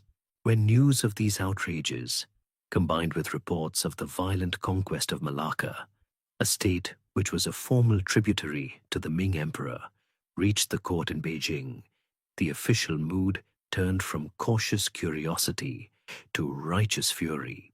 The backlash was swift and absolute. The embassy of Tomé Pires was arrested as a gang of spies. Pires himself would die in a Chinese prison, his dream of a grand treaty in ruins. The Portuguese were officially branded as sea devils and pirates, and an imperial edict banned them from setting foot in China. For the next 30 years, the relationship was one of open hostility. Portuguese captains who tried to trade were met by imperial war junks. This period was the era of the smugglers and pirates, with renegade Portuguese adventurers carving out a precarious and violent existence in the coastal islands, trading illegally and occasionally raiding coastal towns. They had gone from being potential partners to being outlaws, a pest to be eradicated by the provincial navies. It seemed that the door to China was not just closed, but permanently bolted. But the lure of Chinese silk and porcelain was too strong to be abandoned. Slowly, patiently, the Portuguese began to change their tactics. They moved from confrontation to a strategy of pragmatic usefulness. They started unofficially collaborating with the very same Chinese coastal authorities who were supposed to be hunting them down, helping them to suppress the fleets of actual pirates, mostly Chinese and Japanese, who plagued the southern coast. They demonstrated on a local level that they could be a stabilizing force, a well-armed naval auxiliary that could help the local mandarins keep the peace. This bottom-up diplomacy, combined with the timeless power of well-placed bribes, began to slowly thaw relations, not at the imperial level in distant Beijing, but where it mattered, in the busy ports of the Pearl River Delta. The local officials, recognizing the immense potential for personal and provincial enrichment that controlled trade could bring, decided to find a way to let the Portuguese in without officially violating the imperial edict. The solution, arrived at around 1557, was a masterpiece of deliberate ambiguity, and it gave birth to a unique city. The local mandarins granted the Portuguese merchants permission to establish a permanent base on a tiny, rocky, and sparsely populated peninsula at the mouth of the Pearl River. The place was called Amagao, the Bay of Ama, the sea goddess, a name the Portuguese would shorten to Macau. This is the great historical puzzle of Macau's origin. For the next 4 centuries, its legal status would remain a carefully constructed fiction, a diplomatic arrangement that allowed both sides to save face. To the Chinese emperor, Macau was, and always would be, Chinese soil. The foreigners were there on temporary sufferance, a special economic zone for troublesome barbarians, and they were required to pay an annual ground rent to the local magistrate as a clear sign of their subordinate status. To the Portuguese, however, Macau was a self-governing city, a permanent part of their overseas empire, where their own laws and their own captain major held sway. This agreement to disagree was the secret to Macau's survival. It was a conquest not of arms, but of subtle negotiation and mutual self-interest. On this tiny patch of land, a remarkable city began to grow. It became a singular blend of Europe and Asia, a place where the bells of a Baroque cathedral pealed within earshot of the gongs of a Taoist temple. Its narrow, winding streets, paved with cobblestones, brought as ballast in the great ships from Lisbon, were lined with Chinese workshops and the grand balconied houses of Portuguese merchants. Macau became the indispensable linchpin of Portugal's entire Far Eastern enterprise. It was the great warehouse where Chinese silks and Ming porcelain were gathered before being loaded onto the Black Ship for the immensely profitable voyage to the silver mines of Japan. It was the headquarters of the Jesuit mission to the entire region.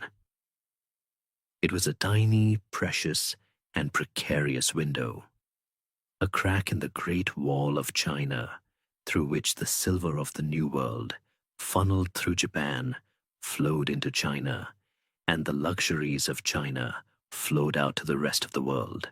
It was an outpost that would outlast the entire rest of the Portuguese Asian Empire, a testament to the idea that, sometimes, the most enduring victories are won not with the sword, but with a patient, profitable, and cleverly worded lease. For all the blood, treasure, and ambition being poured into the great Asian enterprise, into Goa, Malacca, and the perilous trade with Japan and China, the Portuguese Empire was about to acquire a second, entirely different heart, not through a grand strategic design, but through a colossal accident. Or at least, that is the official story. We must cast our minds back for a moment, back to the year 1500, to the Grand Armada of Pedro Alvarez Cabral, the fleet we last saw delivering its brutal message of cannon fire to the city of Calicut. Before it reached India, that fleet was the protagonist in a strange and momentous detour, a B-plot in the grand imperial narrative that would, over the centuries, slowly grow in importance until it became the main story itself. The official mission was to follow up on Vasco da Gama's voyage and impose Portuguese will upon the spice trade. But to get to the Cape of Good Hope, Cabral, like Gama before him, executed the great westward sweep into the South Atlantic, the Volta do Mar. But he swung wider, far wider, so wide in fact, that after weeks of seeing nothing but the endless blue of the ocean, on an April afternoon, his lookouts spotted something impossible. A smudge of land on the western horizon where no land was supposed to be. This is where we encounter one of the great debates of the Age of Discovery. Was this landfall truly an accident, a simple navigational miscalculation on a much larger voyage, or was it a deliberate, secret, and brilliantly executed act of state policy. The Portuguese crown was notoriously secretive, as we've seen with its policy of sigilo. 6 years earlier, in 1494, Portugal and its great rival, Spain, had signed the Treaty of Tordesillas, an audacious agreement that drew a line down the middle of the Atlantic, dividing the entire undiscovered world between them. Everything to the east of the line would belong to Portugal, and everything to the west to Spain. It is entirely possible, many historians now believe, that Portuguese pilots already had secret knowledge of land on their side of the Tordesillas line, and that Cabral's mission included a secret directive to sail west, make an official landing, and formally claim this territory for the crown before continuing to India. His accident may have been the most carefully planned accident in history. Whatever the truth, the reality of the landing was one of wonder. The fleet anchored in a calm bay, and the Portuguese made their first cautious contact with the land's inhabitants, the Tupi people. The official record of this encounter, a long and lyrical letter written back to the king by the fleet scribe, Pero Vaz de Caminha, paints a picture of paradise. He describes a land of infinite green, of sweet waters and endless forests, of brightly colored parrots, and of a people who seemed to be living in a state of primal innocence. The Tupi were healthy, handsome, and utterly without shame in their nakedness. They were fascinated by the iron tools of the Portuguese, but showed no interest in their gold or silver. Caminha's letter is filled with a sense of awe. This was not a land of wealthy cities to be conquered and plundered, like India. It was something else entirely, a Garden of Eden.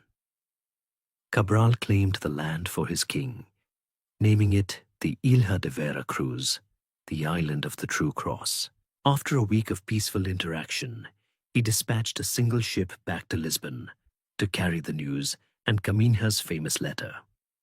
And then the rest of the great fleet lifted anchor and continued on its primary bloody mission in the east. Back in Lisbon, the news was met with mild interest, but not great excitement. The initial reports confirmed what Cabral had seen. This new land was beautiful, vast, and apparently populated by gentle souls ripe for conversion to Christianity.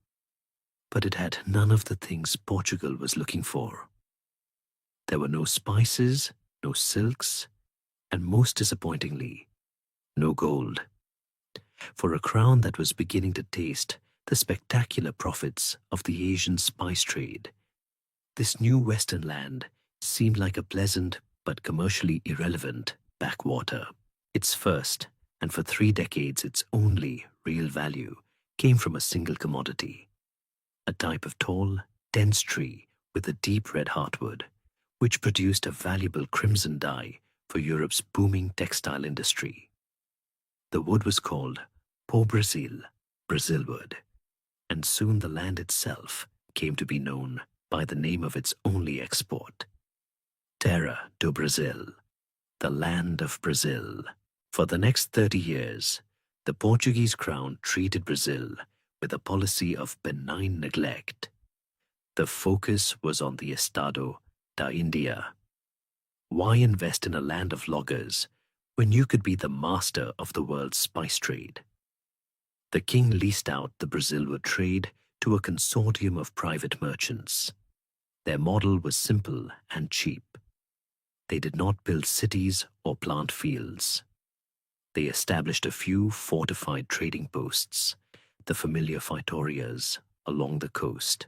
Their ships would arrive, and their agents would barter with the local Tupi tribes, trading cheap iron axes, knives, and trinkets for the Tupi's labor in cutting down the massive Brazilwood trees and hauling them to the coast. It was a purely extractive enterprise, a logging operation on a continental scale.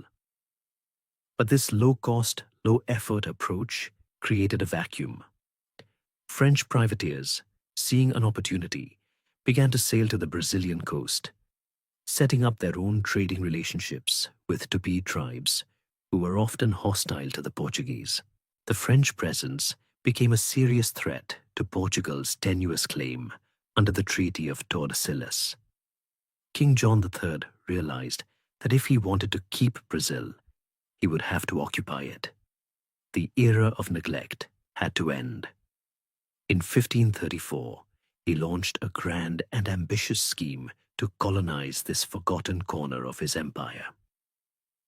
He divided the entire coastline into 15 enormous strips of land called captaincies and granted them to wealthy proprietors, the donatarios, who were expected to finance the settlement and development of their territory out of their own pockets.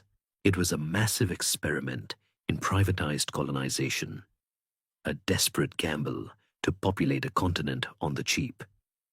This was the true beginning of Brazil as a colony, a transformation born not of a lust for gold, but of the simple fear of losing the land to a rival. The accidental empire, long ignored, was about to demand the full attention of its masters. The grand experiment in privatized colonization, the system of hereditary captaincies, was, for the most part, a dismal failure.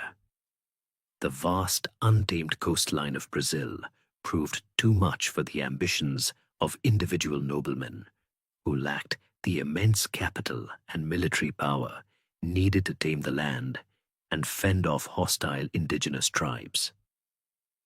Most of the captaincies withered on the vine, becoming little more than lines on a map.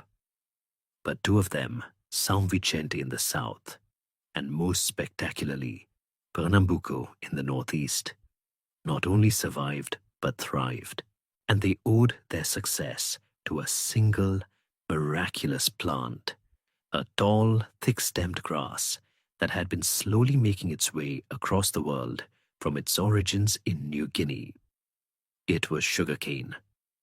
These two successful captains had invested their fortunes not in the Brazilwood trade, which was a business of extraction, but in the complex and costly business of cultivation. They had discovered Brazil's true vocation, the commodity that would define it for the next 2 centuries. Sugar.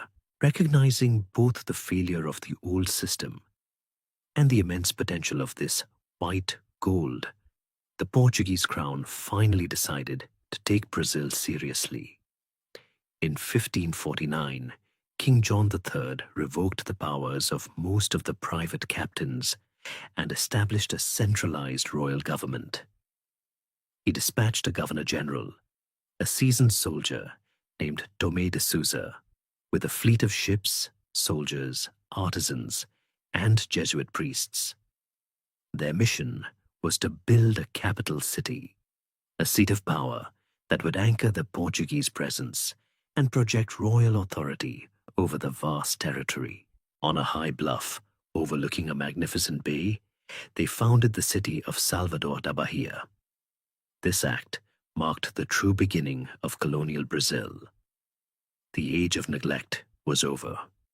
The age of the sugar engine had begun. The Portuguese had a century of experience cultivating sugar on their Atlantic islands, Madeira, the Azores, and São Tomé. And they knew it was a product with an almost insatiable demand in Europe, where it was still a costly luxury, a status symbol for the rich. They also recognized that the long, fertile coastal plain of northeastern Brazil, the Zona da Mata, with its rich red soil and abundant rainfall, was perhaps the most perfect place on earth to grow it. The economic and social life of the colony soon came to revolve around a single, powerful institution, the Engenho.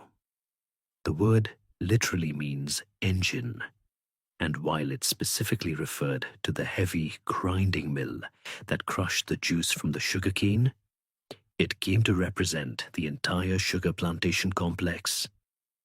The Engenho was a self-contained hierarchical world, an agro-industrial factory set down in the middle of the wilderness. At its heart was the mill, powered first by oxen or water, its great rollers groaning day and night during the harvest season.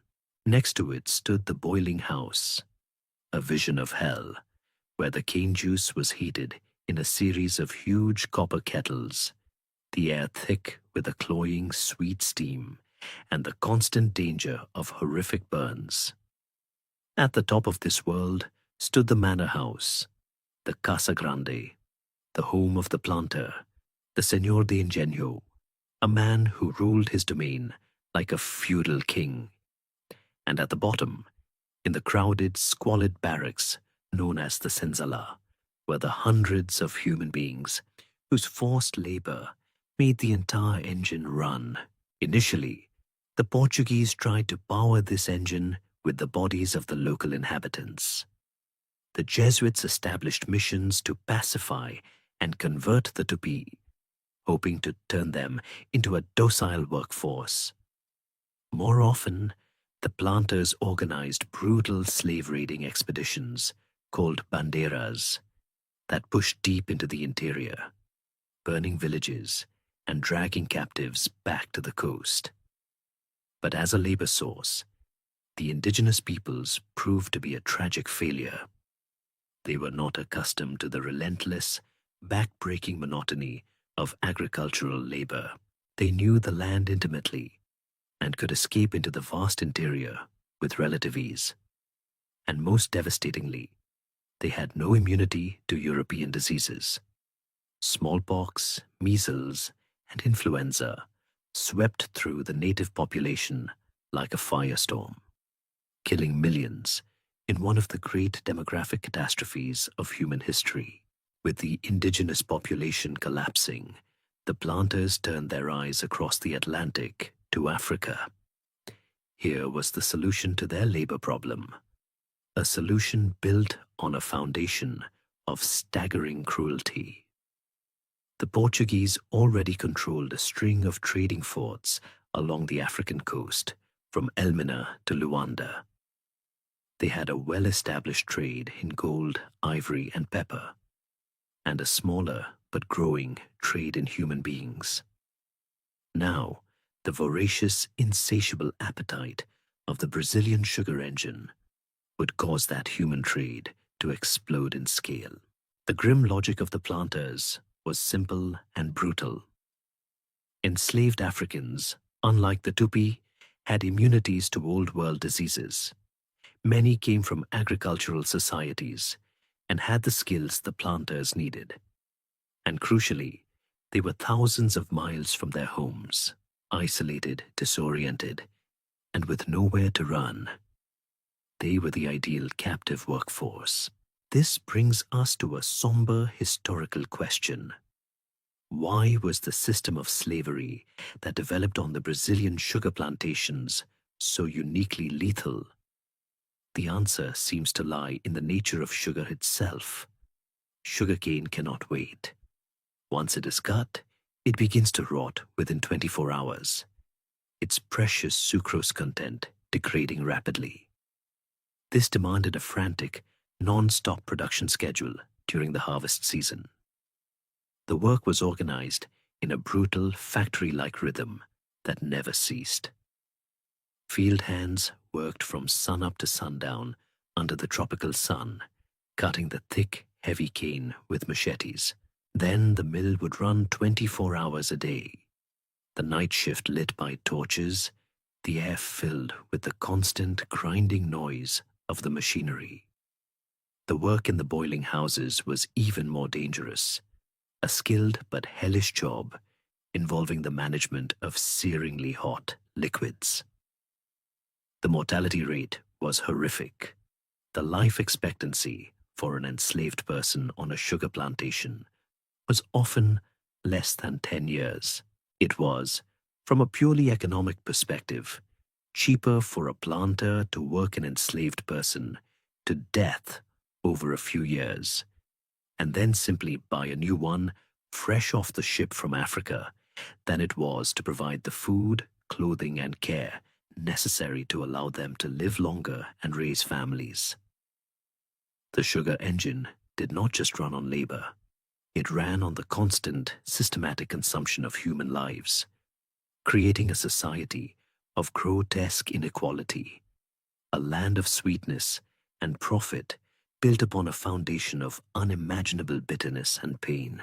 The sugar engine, once started, was a machine that could never be satisfied. Its fuel was human life, and its demand was ceaseless. To feed this machine, the Portuguese Empire reconfigured itself, turning its South Atlantic possessions into a vast, terrifyingly efficient system for the capture, transportation, and consumption of human beings. The trade in enslaved Africans was not merely a component of the Brazilian sugar economy. It became its very foundation, a monstrous and lucrative enterprise that was the dark heart of the entire Atlantic Empire for 300 years. This system operated on a grimly logical business model, a direct shuttle of human cargo that dwarfed the more famous triangular trade of the North Atlantic powers. Ships known as tumbeiros, a chilling name that translates to floating tombs, would depart from the great Brazilian ports of Salvador and Recife. They were not laden with gold or spices, but with lower value goods produced in Brazil itself. Rough textiles, barrels of fiery sugarcane brandy called cachaça, and rolls of tobacco, which had become a highly sought-after commodity in West Africa. These ships sailed east to the great slaving ports controlled by the Portuguese on the African coast, primarily Luanda in Angola, and the forts of the gold and slave coasts. There, their cargo would be bartered for the only commodity that truly mattered: people. And here we must pause and confront a complex and agonizing historical truth. The old simple narrative of European marauders charging into the African interior with nets and chains is largely a myth. The Portuguese, like other Europeans, were confined almost exclusively to their coastal forts, vulnerable to tropical diseases and the power of well-organized African kingdoms. They did not have the manpower or the military capability to conduct slave raids themselves. The actual act of capture, the brutal work of warfare, kidnapping, and marching people to the coast, was carried out by Africans themselves. This in no way absolves the Portuguese of their primary monstrous guilt. It was their insatiable demand, their endless supply of trade goods, and particularly their introduction of firearms that created the infernal logic that drove the trade. A coastal king or a rising warlord needed guns to defend his state from his rivals. The only thing of value he had to trade for those guns was people. This sparked a horrific arms race, a self-perpetuating cycle of violence where kingdoms were forced to either prey upon their neighbors or be preyed upon themselves. The Portuguese did not create African slavery, which had existed in various forms for centuries, but they grotesquely magnified its scale and transformed it from a byproduct of warfare into the very reason for it, destabilizing entire societies and turning neighbor against neighbor in a desperate scramble for survival and power. Once purchased by the Portuguese traders on the coast, the captives began the most infamous chapter of their journey, the travessia, the Middle Passage. After being branded with the hot iron of their new owner, they were ferried in canoes out to the waiting tumbeiros. There, they were forced below decks into a scene of unimaginable horror. The goal of the ship's captain was to maximize his cargo, to pack as many bodies into the hold as physically possible. Men, women, and children were chained together, forced to lie shoulder to shoulder on rough wooden shelves, often with less than 3 feet of vertical space. They were trapped in near total darkness, lying in their own filth, the air so thick with the stench of sweat, excrement, and death that it was barely breathable. Disease, particularly dysentery, the bloody flux, and smallpox, ran rampant in these perfect incubators. The food was meager, the water often brackish. The human cost was staggering. On an average voyage, which could last from 1 to 2 months, 15 to 20% of the captives would die. Their bodies would be unchained from their living shipmates and simply tossed into the ocean. It was a journey of profound trauma and despair, a machine designed to strip a person of their name, their family, their humanity, and convert them into a unit of merchandise. Those who survived the crossing faced their final degradation. Upon arrival in Salvador or Recife, the human cargo, emaciated and traumatized, would be brought ashore to be reconditioned. They were fed and cleaned, their skin oiled to hide the sores and scars from the journey, all to make them more presentable for the auction block. They were then paraded through the city to the slave market, the mercado, where they were prodded, inspected, and sold like livestock. Planters and their agents would examine their teeth and limbs, buying them individually or in lots, with little regard for the family or kinship ties that had managed to survive the horrors of the crossing. From the market, they faced another long journey on foot to the sugar plantation in the interior, the final destination in their forced odyssey. The scale of this Portuguese-led tragedy is difficult to comprehend. Of the estimated 5 million Africans forced into the transatlantic slave trade, ships flying the Portuguese or Brazilian flag carried nearly 5 million, more than 40% of the total. This was by far the largest forced migration in human history, and it had a devastating impact on both continents. It bled West and Central Africa of generations of its strongest and youngest people. And it irrevocably shaped Brazil, creating a new Luso-African society, where by the end of the sugar era, the majority of the population was of African descent. The great fortunes of the Portuguese Empire in the 17th and 18th centuries were not built on the fragrant spices of the East, but on the bitter harvest of the sugar fields and the black sails of the ships that fed them their human fuel. While the great engines of empire ground on, one in the east processing spices, the other in the west processing sugar and lives, a strange and febrile drama was unfolding back in the heart of it all, in Lisbon. An empire, after all, is not just a network of trade routes and fortresses. It is a story a nation tells itself. And in the late 16th century, at the very peak of its fabulous wealth, that story was about to take a dark, irrational, and mythical turn. The imperial crown rested upon the head of a young man, Dom Sebastião, King Sebastian. He was the product of generations of royal inbreeding, a pale, zealous, and deeply troubled boy who had ascended to the throne as a child.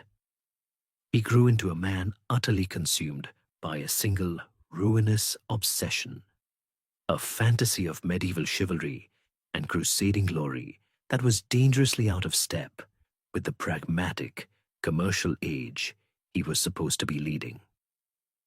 He was uninterested in the balance sheets from Goa or the price of sugar in Antwerp. His gaze was fixed south, across the strait, on the shores of Morocco. He dreamed of a great and glorious holy war, a chance to etch his own name alongside the great conquerors of his dynasty. His counselors, the seasoned men who managed the vast and complex machinery of the global empire, begged him to reconsider. A crusade in North Africa was a strategic folly, a pointless drain on a treasury already stretched thin by its global commitments. But Sebastian was a messianic figure in his own mind, chaste, pious, and convinced of his divine destiny. He would not be swayed. He emptied the state's coffers, raised taxes, and assembled the largest Portuguese army in a century. A magnificent but largely inexperienced force that comprised the flower of the nation's nobility. Every great house sent its sons, eager to win glory in the service of their romantic, God-touched king. Their pretext for invasion was a dynastic dispute within Morocco. Their true purpose was the fulfillment of Sebastian's chivalric dream. In the summer of 1578, this glittering army landed in North Africa and began a long, grueling march into the arid, sun-scorched interior, away from the safety of their fleet. On the 4th of August, on a wide, dusty plain near the town of Alcácer Quibir, Sebastian's army met the vastly superior force of the Moroccan Sultan. The battle that followed, known in Portuguese history as the disaster of Alcácer Quibir, was an unmitigated catastrophe. The Portuguese were exhausted, desperately thirsty, and tactically outmaneuvered from the start. The Moroccan cavalry enveloped their flanks, and their cannons tore through the dense squares of European infantry.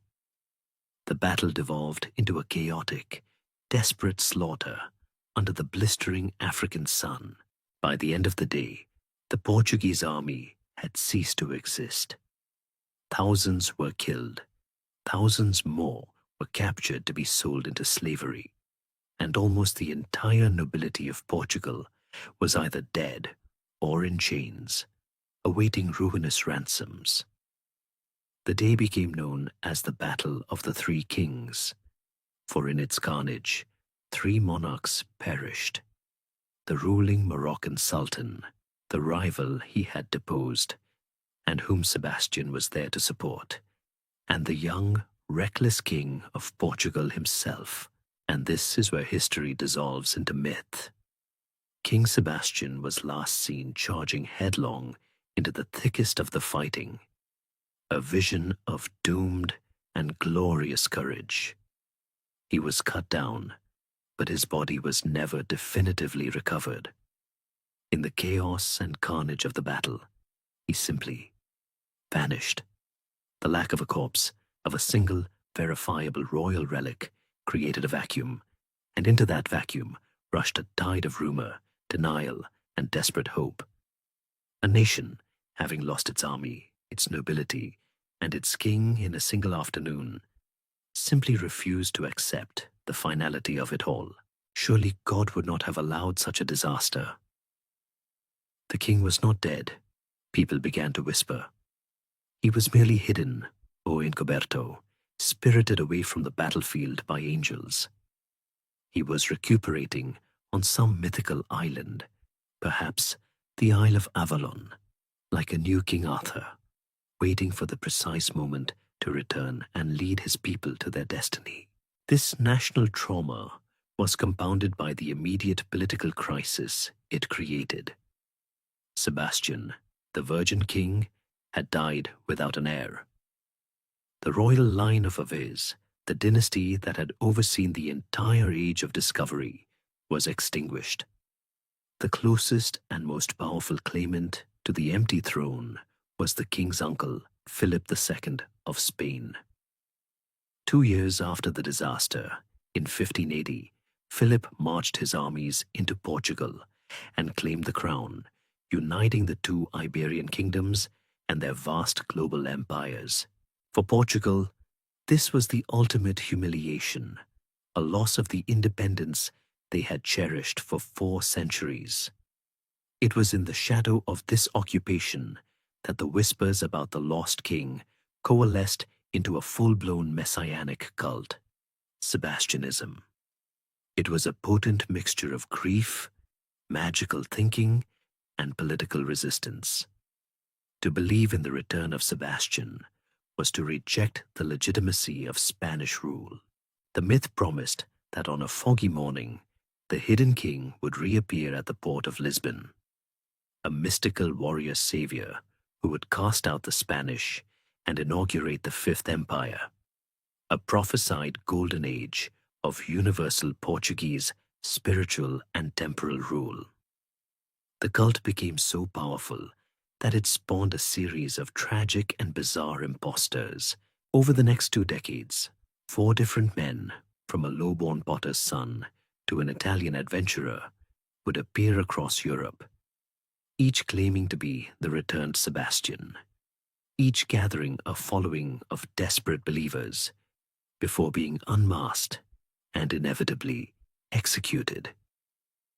But the exposure of these false Sebastians did nothing to dampen the true faith. For the believers, it was just another test. The real king was still out there, waiting. This strange spectral hope would become a deep and enduring part of the Portuguese soul, a dream of a lost golden age and a future redemption that would haunt the nation's poetry, its politics, and its sense of self for the next 300 years. The empire, at its material peak, had lost its psychological anchor and chosen to tether itself to a ghost. The ghost of the lost king, Sebastian, would haunt the dreams of Portugal. But the reality that followed his demise was a cold, hard, and pragmatic affair. With the royal line of Aves extinguished in the dust of Morocco, the empty throne of Lisbon became the object of intense geopolitical calculation. The most powerful and legitimate claimant was King Philip II of Spain, a monarch whose vast domains already stretched from Madrid to Mexico to Manila. He was Sebastian's uncle, a stern, workaholic ruler at the absolute center of a global web of power. In 1580, brushing aside weaker claimants, he enforced his inheritance with the decisive argument of an army. And the Spanish Habsburgs added the crown of Portugal and its sprawling overseas empire to their collection. For the first time, the entire Iberian Peninsula, and with it, the 2 largest global empires the world had ever known, were united under a single monarch. To the rest of the world, it looked like the creation of an unassailable superpower. But for Portugal, it was the beginning of a 60-year period that would later be remembered in the nation's history as the Babylonian captivity. This later narrative of a heroic Portugal held captive by its tyrannical Spanish rival is a powerful one, but the initial reality was more complex. Philip II was a shrewd politician. He understood that ruling his new kingdom required a lighter touch. At a grand assembly in the Portuguese city of Tomar in 1581, he swore a solemn oath to preserve the autonomy of Portugal. This was not to be a merger of nations, but a personal union of crowns. Portugal would remain a separate kingdom, with its own laws, its own language, its own currency, and its own councils of state. Most importantly, it would retain exclusive control over its own empire. The spice trade would still be run from the Casa da India in Lisbon, not from Seville. The viceroy in Goa and the governor in Brazil would still be Portuguese and would report to a Portuguese council, not to the Spanish court in Madrid. On the surface, for the average merchant or colonial official, life went on much as it had before. The only difference was the face on the coins. But this carefully constructed illusion of autonomy could not withstand the harsh realities of 17th century geopolitics. In uniting itself with Spain, Portugal had unwittingly entered into a fatal embrace. It had married into the powerful and deeply troubled Habsburg family, and in doing so, it had inherited all of their powerful and determined enemies. For a century, Portugal had maintained its empire through a delicate balancing act. It had a centuries-old and deeply practical alliance with England. It had a profitable, if unofficial, commercial relationship with the merchants of the Netherlands, who were the primary distributors and financiers of the spice trade throughout Northern Europe. But Spain was at war with both. Philip II was the great champion of the Catholic Counter-Reformation, locked in a life-or-death struggle with Protestant England and facing a seemingly endless, ruinously expensive rebellion from his Protestant Dutch subjects in the 80 Years' War. Overnight, Portugal's friends became its enemies. English privateers and Dutch captains, who had once docked peacefully in Lisbon, were now the enemy, and the entire, sprawling and thinly defended Portuguese empire was now a legitimate target. The most immediate and dangerous new enemy was the Dutch.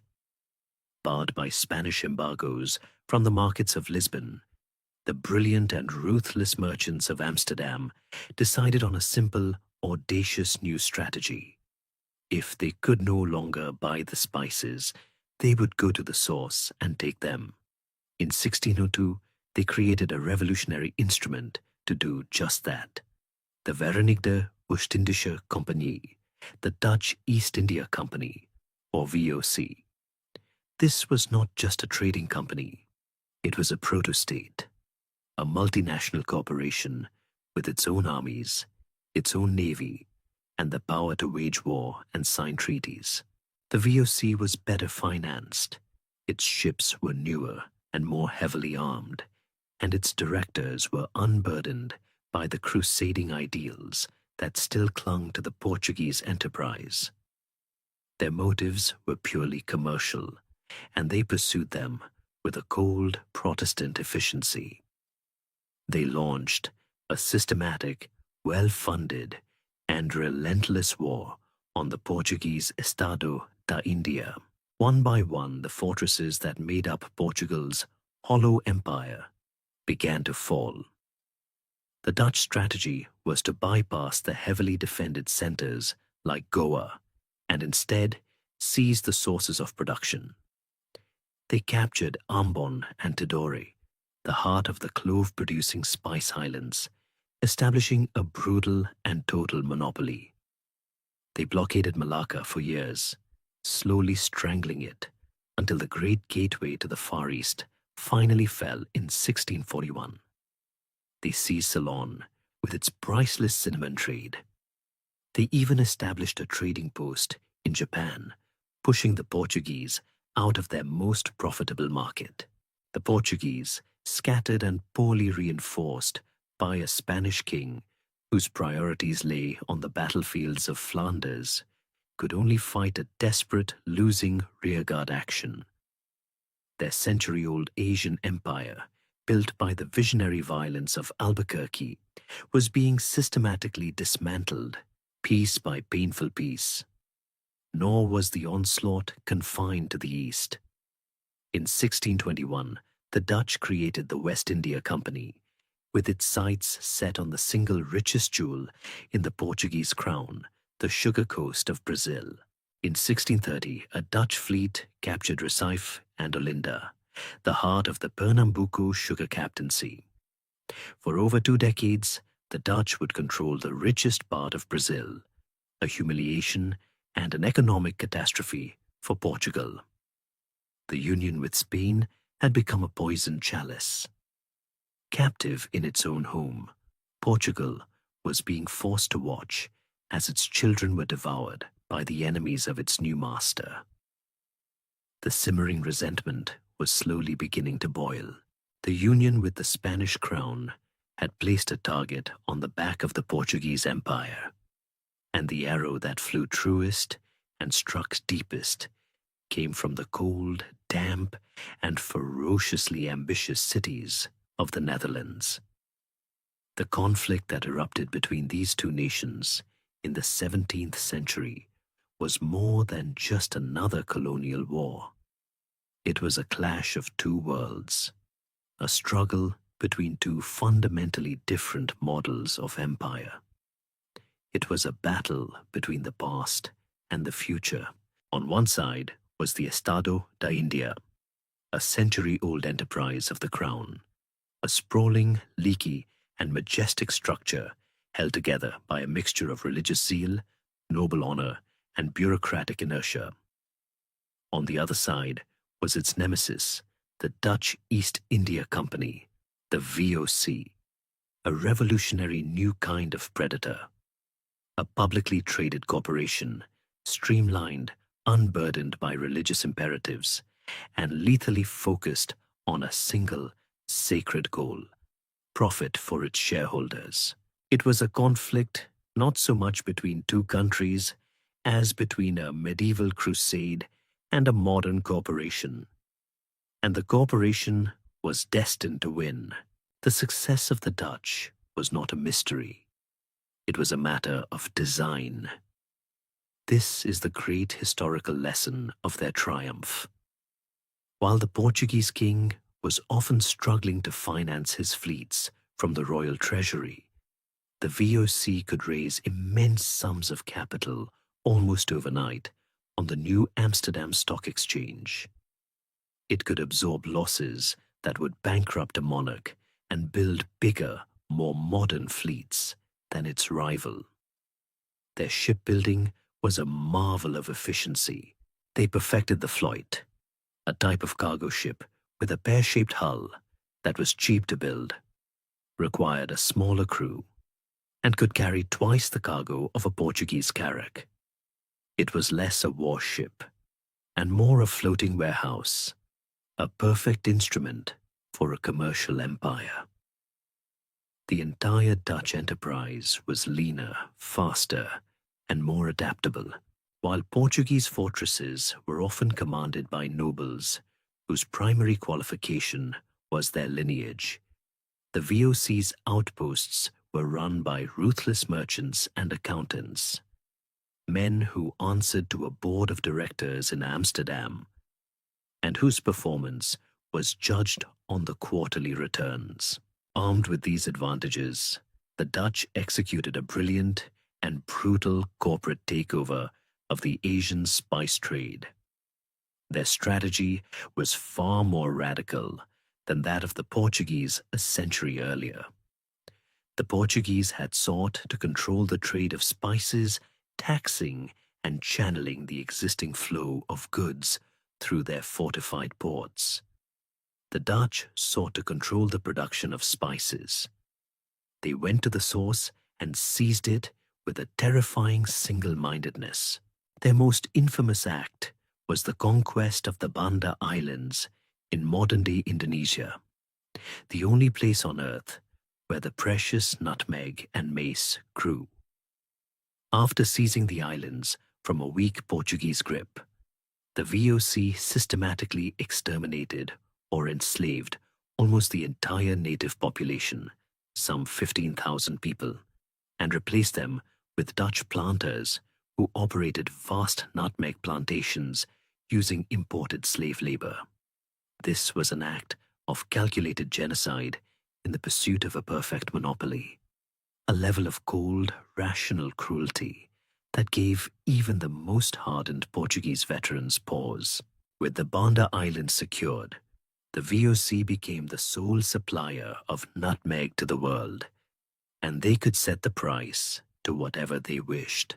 From this base, they began to methodically dismantle the rest of the Portuguese network, targeting its most vital arteries. The ultimate prize, the linchpin of the entire Portuguese system in the Far East, was Malacca. For decades, Dutch fleets blockaded the great city, slowly strangling its trade and weakening its defenses. Finally, in 1641, after a grueling 6-month siege, the Dutch breached the walls of the great fortress are Formosa, the masterpiece of Albuquerque, and the city fell. The loss of Malacca was a devastating blow, both strategically and psychologically. It cut the Estado da India in half, severing the link between Goa and the Far East.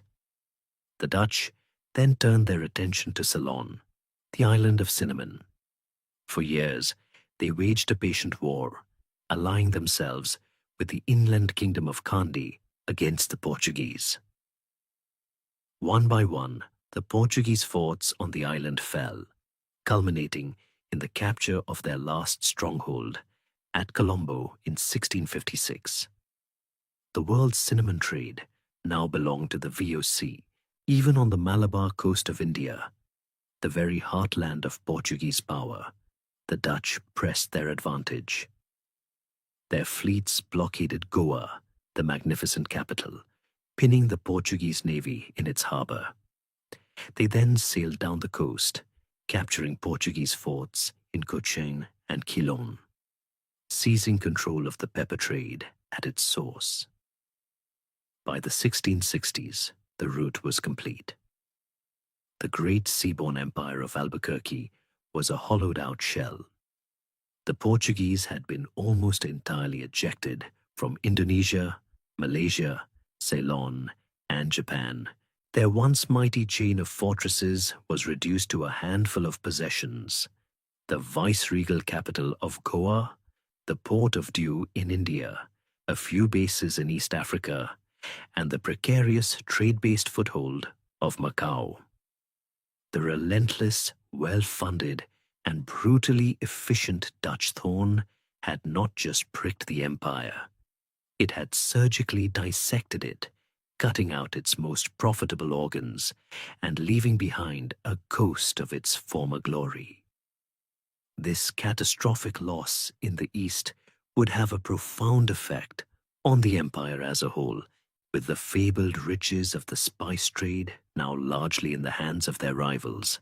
The Portuguese were forced to turn their gaze ever more intently towards their one remaining asset, the vast and promising land that for a century had been a sideshow, but was now becoming their last best hope: Brazil.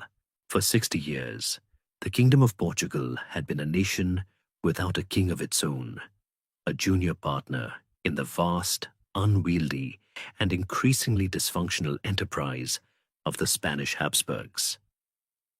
The national pride, once so brilliant, had been dulled by the relentless loss of its imperial possessions and the bitter humiliation of being governed from Madrid. The messianic dream of Sebastianism, the hope for a miraculous return, had faded into a folk memory, replaced by a more pragmatic and dangerous sentiment: resentment. By 1640, that resentment had reached its breaking point. The Spanish Empire, the great global superpower of the previous century, was now creaking under the strain of 100 years of constant warfare. It was fighting a ruinous multi-front war in Germany, the 30 Years' War, a seemingly endless conflict with France. And now, it faced a massive internal revolt in its own province of Catalonia. The Spanish chief minister, the Count Duke of Olivares, in a desperate attempt to shore up his crumbling state, made a fatal error. He tried to centralize power, to erase the old autonomies, and to force the Portuguese nobility to contribute troops and taxes to crush the Catalan rebellion. For the proud aristocracy of Portugal, being asked to shed their blood to preserve the integrity of Spain was the final insult. In the quiet, shadowed halls of their Lisbon palaces, a group of nobles, who would become known to history as the 40 Conspirators, began to plot. Their plan was audacious: a swift, decisive palace coup to overthrow the Spanish administration and place a native Portuguese nobleman on the throne. Their chosen candidate was the wealthiest and most powerful aristocrat in the kingdom, a quiet, cautious, and music-loving man who was the Duke of Braganza. The Duke, whose name was John, was initially hesitant. He had much to lose, but the conspirators and his own ambitious wife convinced him that the moment to reclaim Portugal's destiny had arrived. On the morning of the 1st of December, 1640, the conspirators put their plan into motion. They stormed the royal palace in Lisbon's main square, the Terreiro do Pacho. They cornered the hated Secretary of State, Miguel de Vasconcelos, a Portuguese official seen as a collaborator with the Spanish, and threw his body from a window to the cheering crowds below. They forced the Spanish regent, the Duchess of Mantua, to surrender. The Spanish garrison was small and caught completely by surprise. The Lisbon coup was a stunning, almost bloodless success. The Duke of Braganza was proclaimed King John IV, and the news spread like wildfire, sparking popular uprisings in support of independence across the kingdom. But seizing the palace in Lisbon was one thing. Securing the independence of a nation was quite another. Spain, though weakened and distracted, was still a formidable military power, and King Philip IV was not about to let one of his richest kingdoms simply walk away. Thus began the Portuguese Restoration War, a grueling 28-year-long struggle for survival. It was not a war of grand, sweeping campaigns, but a slow, attritional conflict of border raids, scorched earth, and long, wearying sieges of fortified towns along the frontier between the two nations. This raises a crucial historical question. How did tiny, impoverished Portugal, with a population of barely 1 million, manage to hold off and ultimately defeat the might of the Spanish Empire? The answer lies less on the battlefields of Portugal and more in the wider context of European politics. Portugal survived because its enemy was fighting a world war and bleeding from a dozen other wounds. King John IV, the reluctant duke, proved to be a masterful diplomat. He immediately dispatched envoys to Spain's enemies, seeking allies in his struggle. He found a willing partner in Cardinal Richelieu of France, who was delighted to support and finance a new front that would further drain Spanish resources. John IV also worked to re-establish Portugal's oldest diplomatic relationship, the alliance with England. This would culminate in the marriage of his daughter, Catherine of Braganza, to King Charles II of England, a union that brought the English into the war on Portugal's side and came with a famous dowry, the port of Tangier in Morocco, and the obscure trading post of Bombay in India. While Portuguese soldiers fought bravely on the border, their independence was largely secured by the diplomats in Paris and London, who ensured that Spain could never bring its full might to bear upon them. The war for restoration was also fought in the empire. In Brazil, the Portuguese colonists, acting largely on their own initiative, launched their own rebellion against the Dutch, who had occupied the prosperous northeastern coast. For years, they waged a bitter guerrilla war in the sugar fields and mangrove swamps, a struggle fueled by a potent mixture of local patriotism and Catholic resentment against the Protestant Dutch occupiers. This colonial uprising culminated in 1654 with the final surrender of the Dutch at Recife. The reconquest of Brazil was a massive victory, a huge boost to the morale and the treasury of the newly independent nation. In Asia, however, the story was different. The fight against the Dutch continued, but the new Braganza dynasty was too poor and too focused on the war in Europe to be able to reverse the catastrophic losses of the previous decades. The Asian Empire was gone, and it was not coming back. Finally, in 1668, after a series of decisive Portuguese victories on the battlefield, and with Spain exhausted and utterly defeated in its other European conflicts, Madrid conceded. The Treaty of Lisbon was signed, and Spain formally recognized the sovereignty of Portugal and the legitimacy of the House of Braganza. The 60-year captivity was over. Portugal was free. But the nation and the empire that emerged from the ordeal were profoundly changed. The old globe-spanning empire, with its twin hearts in Lisbon and Goa, was a memory.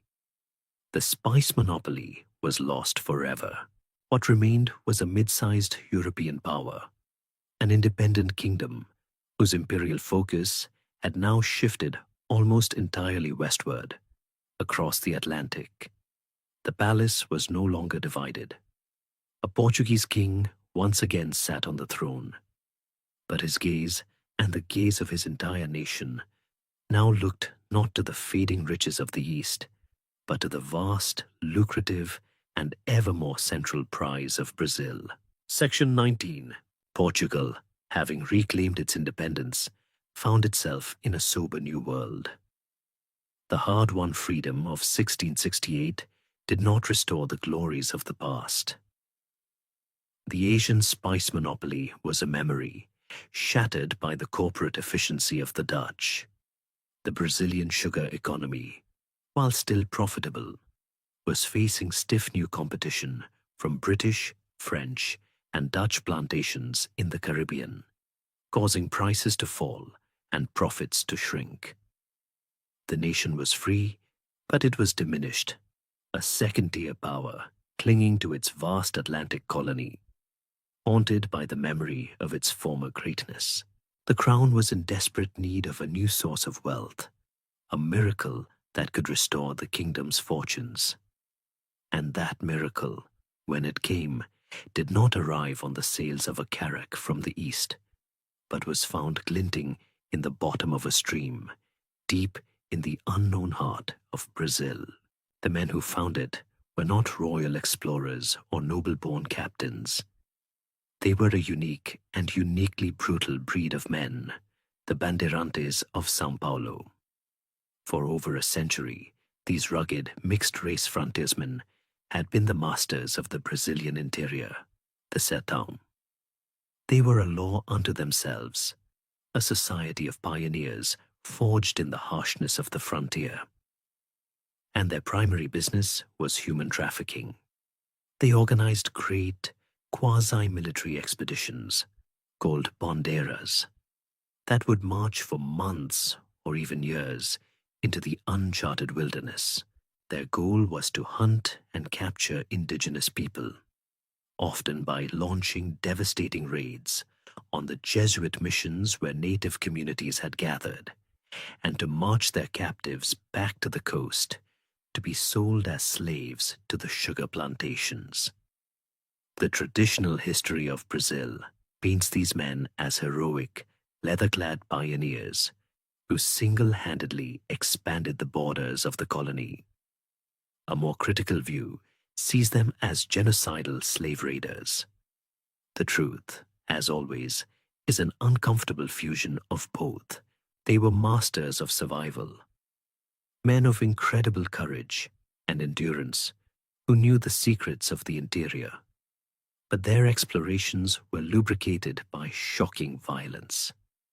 And it was in the course of these relentless slave hunts in the early 1690s that they made a discovery that would change the empire forever. While prospecting in a rugged mountainous region hundreds of miles inland from Rio de Janeiro, a land they would name Minas Gerais, the general mines, the bandeirantes began to find gold. At first, it was just flecks and small nuggets in the riverbeds.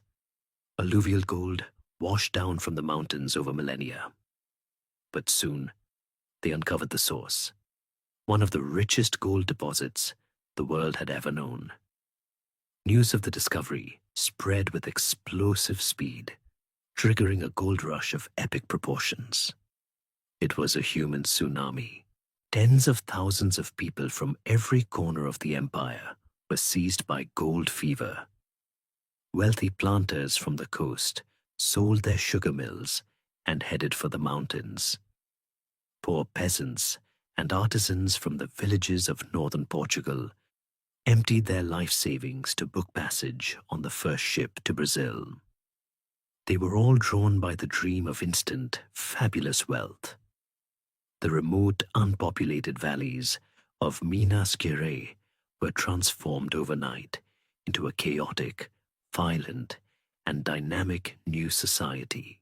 Boomtowns with names like Ouro Preto, Black Gold, and Mariana sprang up from the mud, their streets a morass of prospectors, merchants, priests, government officials, and a vast, ever-growing population of enslaved Africans who were brought in by the thousands to perform the back-breaking labor of the mines.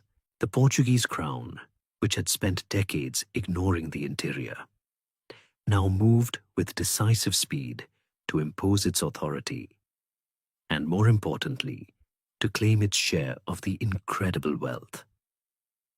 A complex and often brutal administrative system was established to control the gold fields. At the heart of this system was the Quinto Real, the royal fifth, a simple but enormously effective tax of 20% on all gold produced. To enforce the Quinto, the crown decreed that no raw gold dust could be legally circulated. All gold had to be brought to official smelting houses, the Casas de Fundição, where it would be melted down, assayed, stamped with the royal seal, and the crown's 1/5 share deducted before being cast into bars that could be used as currency. This tax would pump a staggering river of gold into the royal treasury in Lisbon for the next 50 years. This sudden, almost unimaginable influx of wealth transformed the mother country. Under the reign of King John V, from 1706 to 1750, Portugal entered a new and extravagant golden age. The king, known as the Portuguese Sun King, became one of the wealthiest monarchs in Europe, and he embarked on a spectacular building spree, determined to make his capital, Lisbon, a rival to the grandeur of Paris or Rome. The symbol of this era, paid for entirely with the gold of Minas Gerais, is the gargantuan palace monastery of Mafra, part royal residence, part Franciscan monastery, and part basilica. This colossal Baroque structure was a public works project on a pharaonic scale, a mountain of limestone and marble that nearly bankrupted the kingdom and took decades to complete.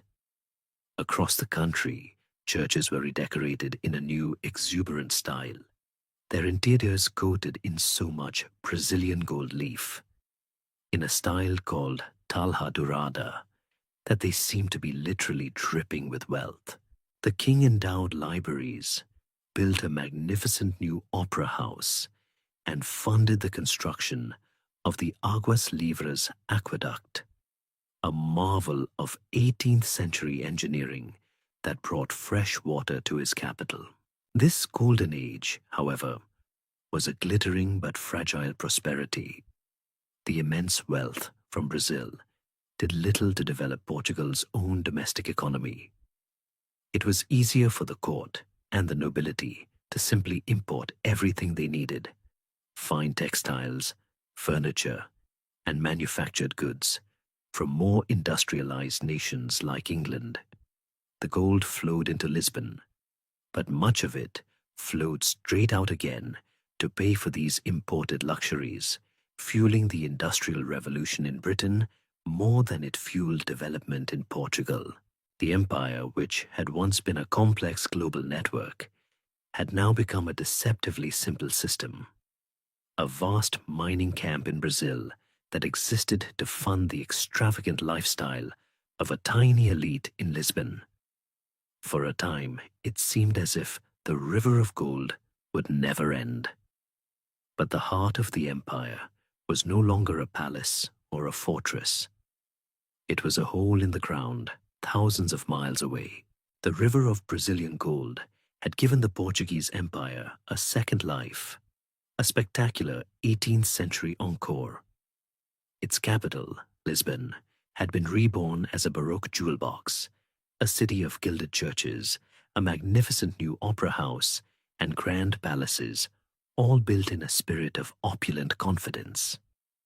It was the proud heart of a global enterprise, the head through which all the wealth of the mines of Minas Gerais and the plantations of Bahia flowed. And on the morning of the 1st of November, 1755, that heart was irrevocably shattered.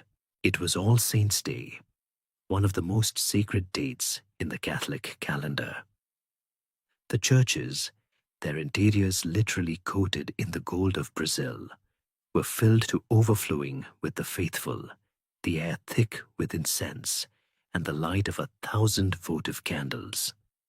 The city was at peace, midway through the solemnity of morning mass. At approximately 9:40 a.m., the earth began to groan. The first tremor was a deep, unsettling shudder, strong enough to make the great bronze bells in the cathedral towers swing and ring out in a chaotic, dissonant clamor. Then the main shockwave hit. For 5 to 7 minutes of almost unimaginable violence, the ground heaved and pitched like the deck of a storm-tossed ship. Modern seismologists estimate the earthquake's magnitude at close to 9.0, one of the most powerful in recorded history. Its epicenter just off the Atlantic coast. To the people of Lisbon, it was the apocalypse. The new, heavy, top-heavy stone buildings, the very symbols of the kingdom's golden age, were the first to go. The great vaulted ceilings of the city's churches, unsupported by modern engineering, collapsed inwards, crushing thousands of worshippers in an instant. The magnificent Royal Ribeira Palace, with its library of 70,000 books and priceless collection of artworks, slid into the river Tagus. The new opera house, inaugurated only 6 months earlier, was flattened. In minutes, the glittering capital was reduced to a mountain of rubble and dust, the screams of the dying trapped beneath the stones. For the terrified survivors who managed to stumble out of the wreckage, the nightmare was only beginning. Many instinctively fled from the collapsing buildings to the perceived safety of the great open waterfront square, the Terreiro do Pacho, the commercial and administrative center of the empire. And it was there that they witnessed the second act of the cataclysm. They watched in horror as the water of the Tagus estuary suddenly and unnaturally receded, exposing the riverbed with wrecked ships and lost cargo lying on the muddy bottom. Then, the water returned. A series of 3 massive tsunami waves, some 40 feet high, roared up the river from the Atlantic. The wall of water smashed into the crowded square, sweeping thousands of people to their deaths and obliterating the port infrastructure. The docks, the warehouses, and the India House, with its priceless, irreplaceable archives containing the records of 3 centuries of Portuguese exploration. The third and final destroyer was fire. The thousands of candles that had been lit for the All Saints' Day services were now scattered among the splintered timbers and dry tapestries of the ruined churches and palaces. Dozens of small fires began to flicker to life across the rubble. Fanned by a strong north wind, they soon coalesced into a single, monstrous firestorm that raged unchecked for nearly a week. The fire consumed what the earthquake and the tsunami had spared. The entire downtown Bahia district was incinerated. The heat was so intense, it was said to have melted church bells. When the smoke finally cleared, Lisbon was a smouldering, corpse-strewn ruin. Out of a population of some 200,000, it is estimated that between 30 and 60,000 people had perished. The king, Joseph I, and his family had survived. They had been attending morning mass at their country palace in the hills of Belém, which was less affected. The king was so profoundly traumatized by the event that he developed a severe, lifelong claustrophobia, refusing ever again to sleep within the stone walls of a building. For the rest of his reign, the royal court lived in a vast and elaborate complex of wooden pavilions and tents erected on the hills of Ajuda, a court living in a permanent state of emergency. But the shock waves of the Lisbon earthquake were not merely seismic, they were intellectual. The news of the disaster spread across Europe, and it struck the philosophical heart of the Age of Enlightenment. For decades, the prevailing mood among thinkers was one of rational optimism, a belief articulated by the philosopher Leibniz that the world created by a benevolent God was the best of all possible worlds. The Lisbon earthquake was a brutal, terrifying counterargument. How could a good and all-powerful God permit such a thing? And why would he choose to unleash his wrath on Lisbon, one of the most pious and devoutly Catholic capitals in Europe, and on All Saints' Day of all days? The old answer, that it was divine punishment for sin, seemed obscenely cruel and arbitrary. The disaster became a catalyst for a profound shift in European thought, a turn away from optimistic deism and towards a more skeptical and ultimately more secular worldview. The great French philosopher Voltaire, enraged by the event, wrote his Poem on the Lisbon disaster and satirized philosophical optimism mercilessly in his masterpiece, Candide. The earthquake did not just shatter the buildings of Lisbon, it shattered the confidence of an entire generation of thinkers. In the smoking ruins of the city, the king was paralyzed by fear. The government had ceased to exist, and the very foundations of faith and reason were shaken. It was a moment of total collapse, a blank slate upon which a new, more modern, and far more ruthless kind of power was about to be built. Into the smoking, corpse-filled void left by the great Lisbon earthquake, a single man stepped forward. While King Joseph II was paralyzed by terror, living in a tent city on the hills, and the old nobility were either dead, grieving, or uselessly debating the theological meaning of the disaster. The King's Secretary of State for Foreign Affairs, a tall, imposing, and stone-faced diplomat named Sebastião José de Carvalho e Melo, saw not an apocalypse, but an opportunity. A man of formidable intellect and even more formidable ambition, he was a creature of the Enlightenment, a rationalist with a deep contempt for what he saw as Portugal's backward, priest-ridden, and inefficient society. As others panicked, his response was famously, chillingly pragmatic. To the king's frantic question of what was to be done, he replied simply, "Sire, we must bury the dead and feed the living." In that moment of supreme crisis, with the old order literally in rubble, power shifted to the one man who had a plan. For the next 22 years, he would rule Portugal as its de facto dictator. The man history would come to know as the Marquis of Pombal. His first and most visible triumph was the reconstruction of Lisbon itself. He immediately quashed any romantic notions of rebuilding the city's charming, chaotic, medieval layout. Pombal saw the ruined downtown Bahia district as a blank slate upon which to impose the pure, rationalist principles of the Enlightenment. He commissioned a radical new design, a perfect grid of wide parallel streets and airy open squares. The buildings themselves were a marvel of pragmatic innovation.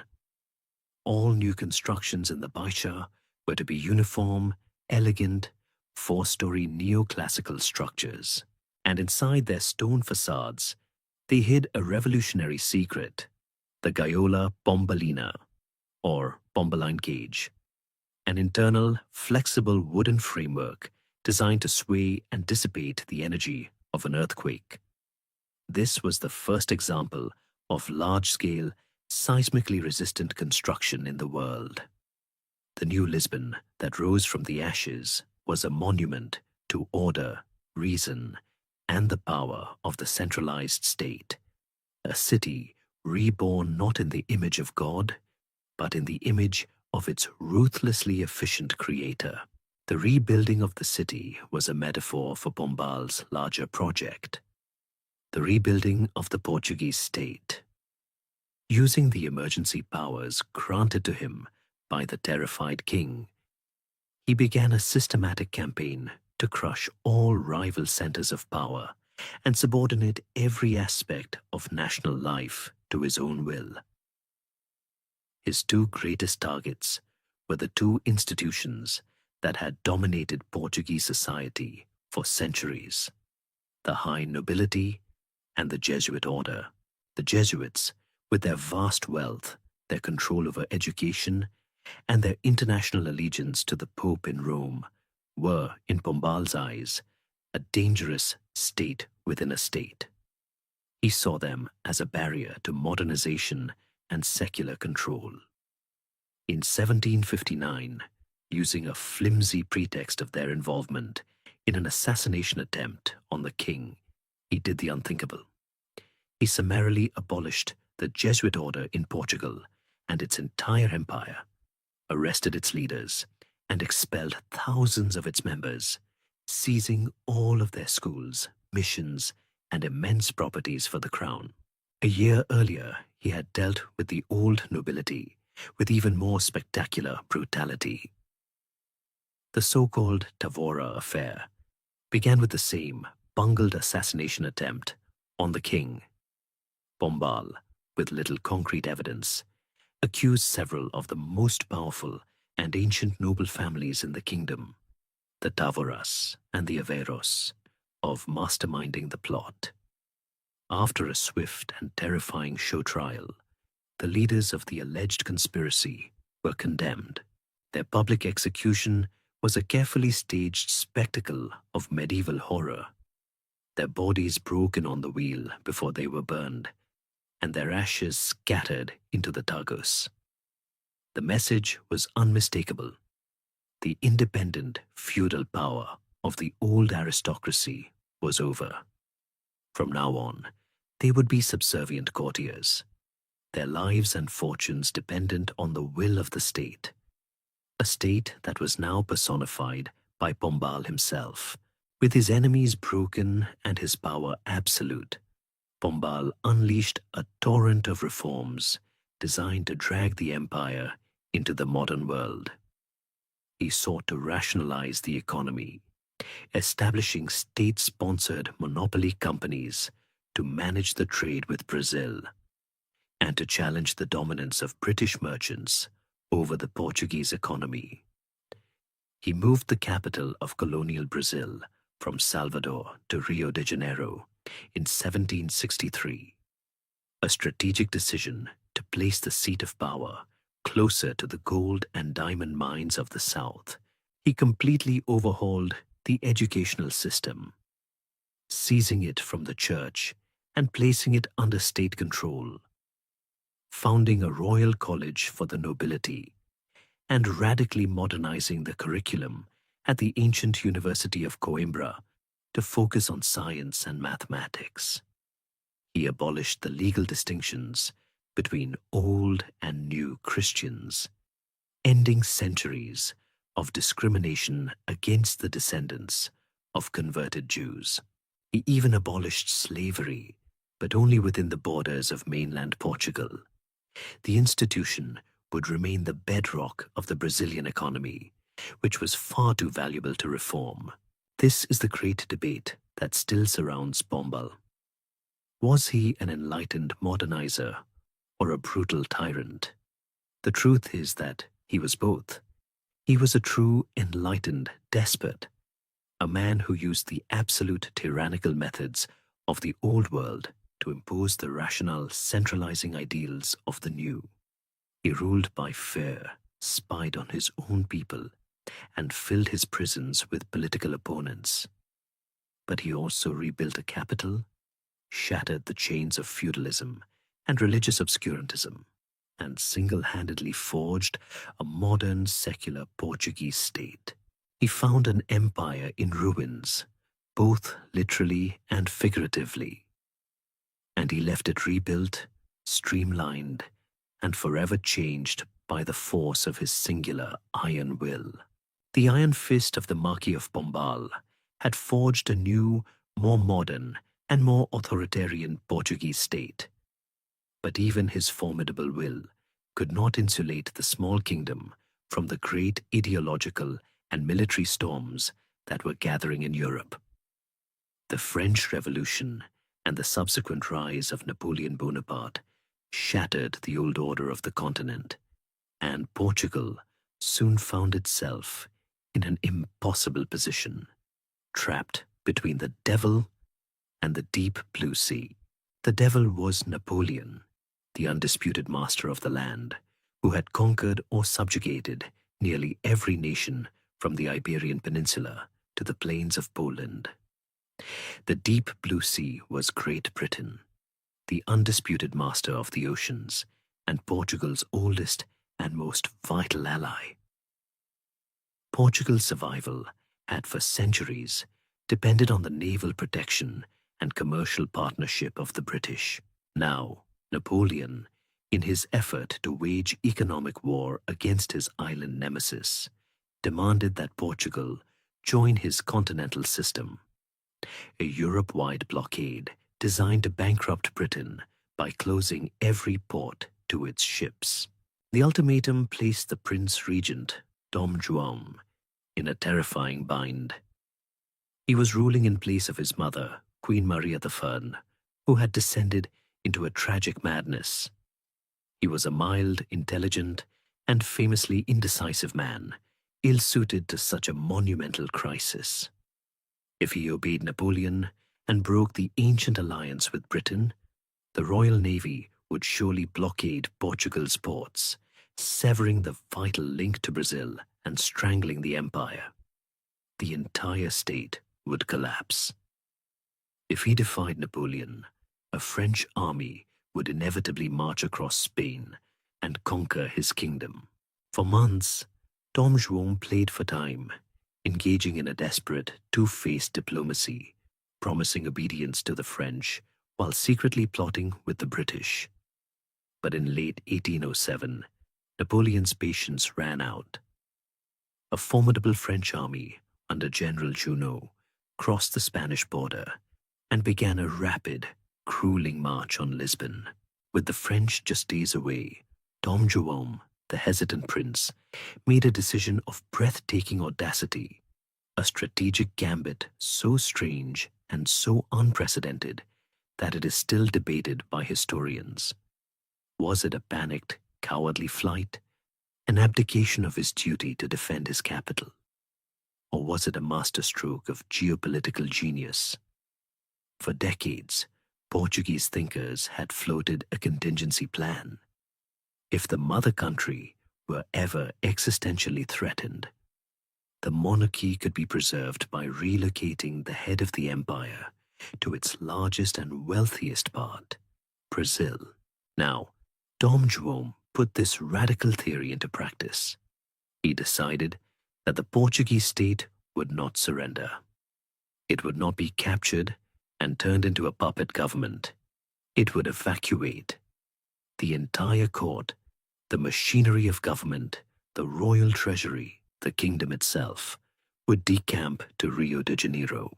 The days that followed were a scene of organized chaos.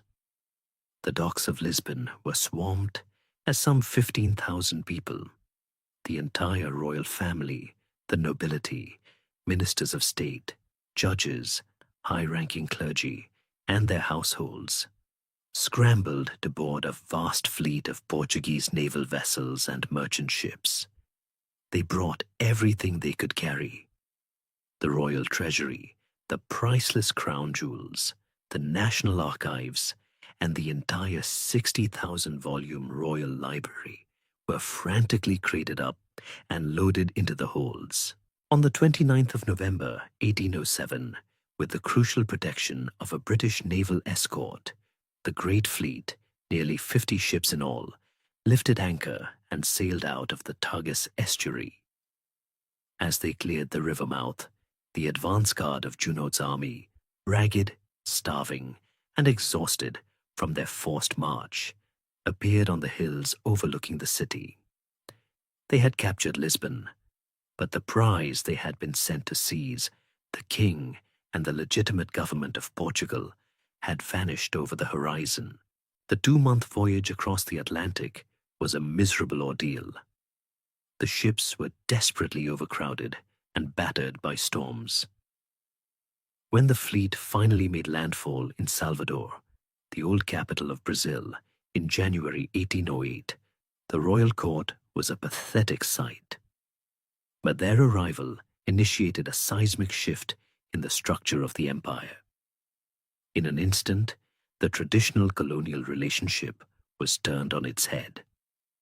The colony had become the center of power, the metropole.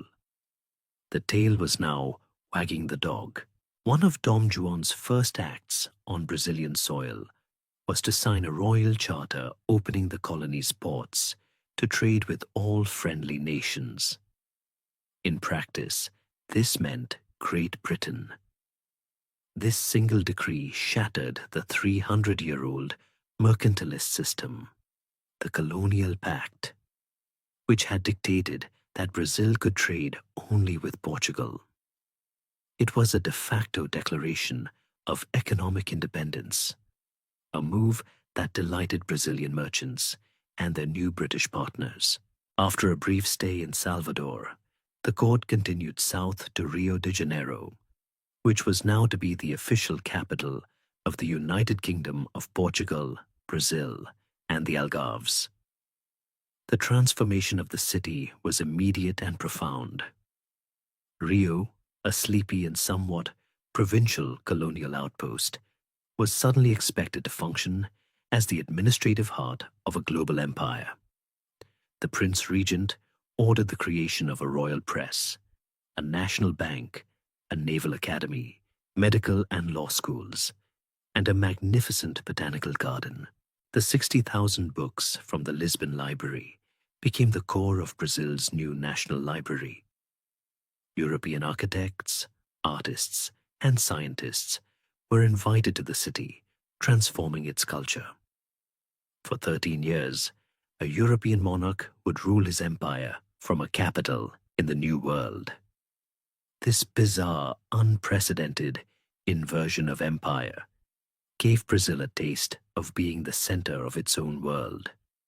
The colonists were no longer governed by decrees from a distant and often ignorant court in Lisbon, but by a king who walked among them. The runaway court had brilliantly succeeded in preserving the Braganza crown from Napoleon's grasp, but in doing so, it had elevated the status and consciousness of its colony to a point from which there could be no return. The seeds of an independent Brazil were not planted by revolutionaries. They were planted by the king himself the moment he stepped ashore in Rio de Janeiro. The departure of Napoleon's armies from Portugal did not bring a return to the old certainties. It left behind a kingdom in a state of profound confusion and a political vacuum. The mother country was devastated by years of brutal warfare, its economy in tatters, and its king, Dom Juan VI, who had been Prince Regent during the flight, was still living in the sun-drenched, tropical splendor of Rio de Janeiro. He had grown comfortable in his new capital and showed absolutely no inclination to return to his impoverished and war-torn European kingdom. For the first time in history, a European colony was ruling its mother country. The situation was surreal, unsustainable, and deeply humiliating for the Portuguese, who felt they had been abandoned, left to become a mere appendage of their own overgrown child, Brazil. This simmering resentment finally boiled over in 1820 with the outbreak of the Liberal Revolution in the city of Porto. Inspired by the new constitutional ideals sweeping across Europe, Portuguese military officers and merchants demanded an end to what they saw as an absolute monarchy, ruling by remote control from the tropics. They formed a revolutionary parliament, the Cortes, and issued two non-negotiable demands: the immediate return of the king to Lisbon and the creation of a written constitution that would limit his powers. King João VI, a man who preferred peace and quiet above all else, was once again caught in an impossible position. He knew that if he refused the Cortes, he would almost certainly be deposed in Portugal. So, in 1821, after 13 years in Brazil, he reluctantly sailed back to Lisbon to swear allegiance to the new constitution, leaving his dashing, impulsive, and ambitious son, Dom Pedro, to rule Brazil as Prince Regent. As he departed, the old king is said to have given his son a piece of shrewd, cynical, and prophetic advice. "Pedro," he whispered, "if Brazil is to break away from Portugal, let it be with you at its head, who will respect me, rather than with one of these adventurers." The king understood what the hot-headed politicians in Lisbon did not. The inversion of the empire had fundamentally and irrevocably changed Brazil. The genie of self-governance could not be put back in the bottle. The new liberal Cortes in Lisbon, however, was blind to this new reality. Composed largely of men who resented Brazil's newfound power and prosperity, they were not just liberals, they were also deeply conservative imperialists. Their primary goal was to turn back the clock, to dismantle the institutions João had created in Rio, and to force Brazil back into its old subservient colonial status.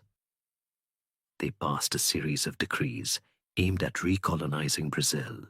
They ordered the disarming of Brazilian troops, placed the provincial governments directly under the control of Lisbon, and sought to reimpose the old mercantilist trade restrictions. For the Brazilian elites, the wealthy planters, merchants, and bureaucrats who had thrived during the court's residency, this was an intolerable betrayal.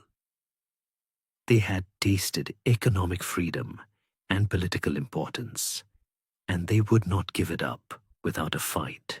The final fatal insult came when the Cortes formally ordered Prince Pedro himself to abandon Brazil and return to Portugal, ostensibly to complete his political education. This is where the character of Dom Pedro, one of the most debated figures in Brazilian history, takes center stage. Was he a genuine liberal, a heroic founding father who believed in the cause of Brazilian liberty? Or was he simply an arrogant and power-hungry prince who cleverly co-opted a popular movement to satisfy his own ambition, ensuring that an independent Brazil would be a monarchy ruled by him rather than a dangerous republic? He was, in truth, a contradictory mix of both, raised in the absolutist traditions of his family, but fascinated by the liberal ideas of his time. He was a charismatic, headstrong young man who found himself in the perfect place at the perfect time. The Brazilian elites, desperate for a legitimate figurehead to lead their cause and to ensure an orderly transition, that would not threaten their own social and economic standing, which was built on slavery, began to rally around him. They saw in the Prince Regent their best hope for preserving their autonomy against the reactionary decrees of the Cortes. The great turning point came on the 9th of January, 1822. In response to the Cortes' formal demand for his return, Brazilian patriots presented Pedro with a petition signed by thousands, begging him to defy Lisbon and remain in Brazil. In a masterful piece of political theater, he appeared on the balcony of his palace in Rio and uttered the simple, declarative words that marked the point of no return. If it is for the good of all and the general happiness of the nation, I am ready. Tell the people that I am staying. This day is remembered in Brazil as the Dia do Fico, the I am staying day. It was a declaration of defiance, and events moved swiftly towards their inevitable conclusion. The final break occurred 8 months later. On the 7th of September, 1822, while traveling near the Ipiranga River outside São Paulo, Pedro received a new batch of dispatches from Lisbon that effectively stripped him of all remaining authority and treated him like a mere subordinate. In a famous theatrical fit of rage, he ripped the blue and white Portuguese insignia from his uniform, drew his sword, and shouted the immortal words that would become the motto of the new nation: Independencia ou morte. Independence or death. The cry of Ipiranga was the declaration of independence. What followed was less a revolutionary war and more a political tidying up. A brief and scattered conflict was fought to expel the Portuguese garrisons that remained loyal to the Cortes. But the political separation was remarkably swift and relatively bloodless. In December of that year, the Prince Regent was acclaimed as Pedro Thus, the first constitutional emperor of Brazil. The dream of the Lisbon Cortes was in ruins. Not only had they failed to recolonize Brazil, but their aggressive policies had actively driven it to a total formal separation. Portugal, after a few years of refusing to accept the inevitable, was forced to recognize the independence of its former colony in 1825. The great Luso-Brazilian Empire, the creation of centuries, was no more. The vast, wealthy, and dynamic heart of the Portuguese world had now become its own nation, leaving the old mother country a diminished and impoverished kingdom on the edge of Europe, forced to turn its weary gaze to its last remaining imperial possessions, its ancient, neglected, and now suddenly vital territories in Africa. The loss of Brazil was a phantom limb, an ache in the very soul of the Portuguese nation. The great engine of the empire for the past 2 centuries had been uncoupled, leaving behind a small, politically unstable European kingdom with a collection of antique and largely neglected possessions in Africa and Asia.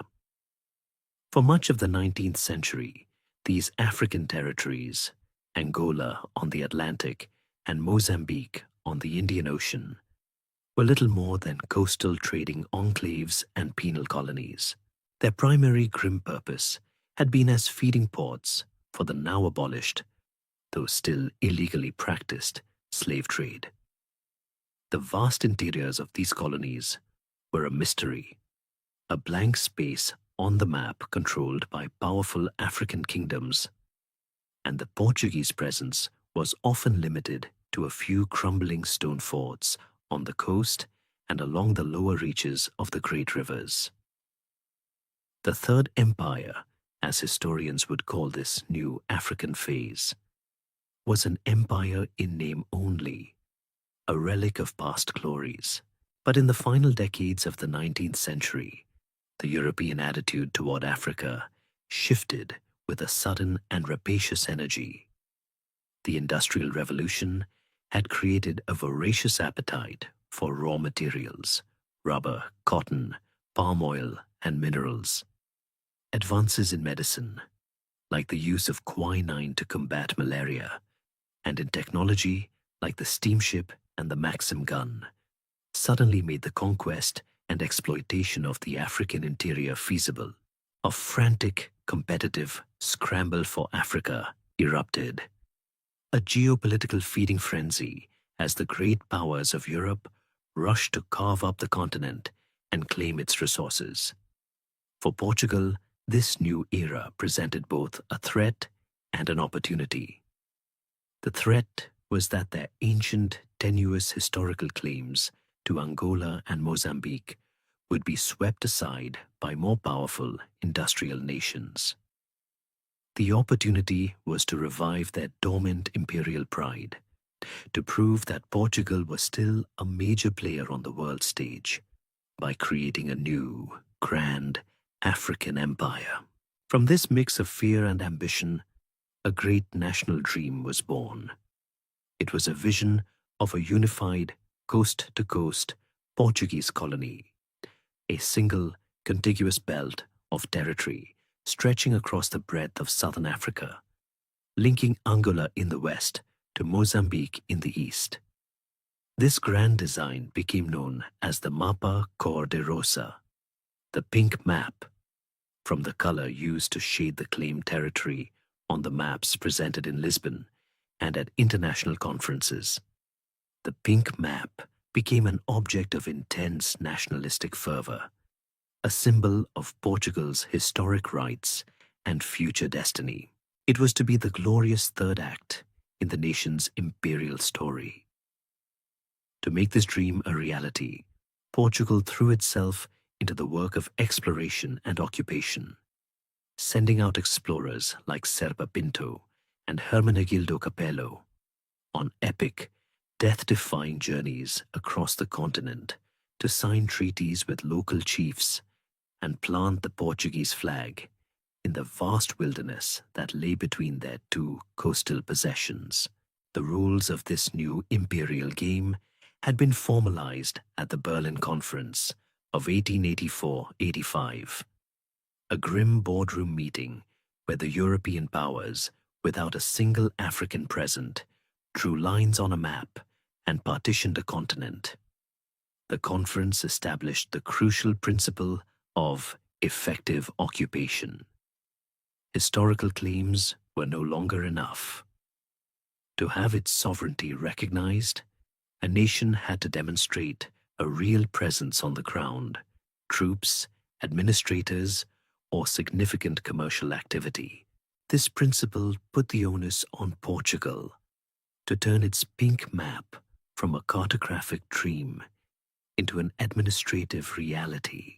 But there was one very large and very powerful obstacle in their path. The Portuguese dream of a trans-African empire clashed directly with the even grander imperial dream of Great Britain. Specifically, it conflicted with the vision of the arch-imperialist, diamond magnate, and Prime Minister of the Cape Colony, Cecil Rhodes.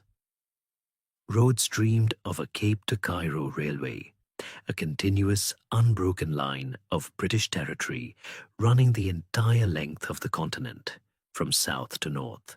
The land that the Portuguese claimed in their pink map, the territory of modern-day Zambia, Zimbabwe, and Malawi, was precisely the land that Rhodes needed to link British South Africa with the new British possessions in Central and East Africa.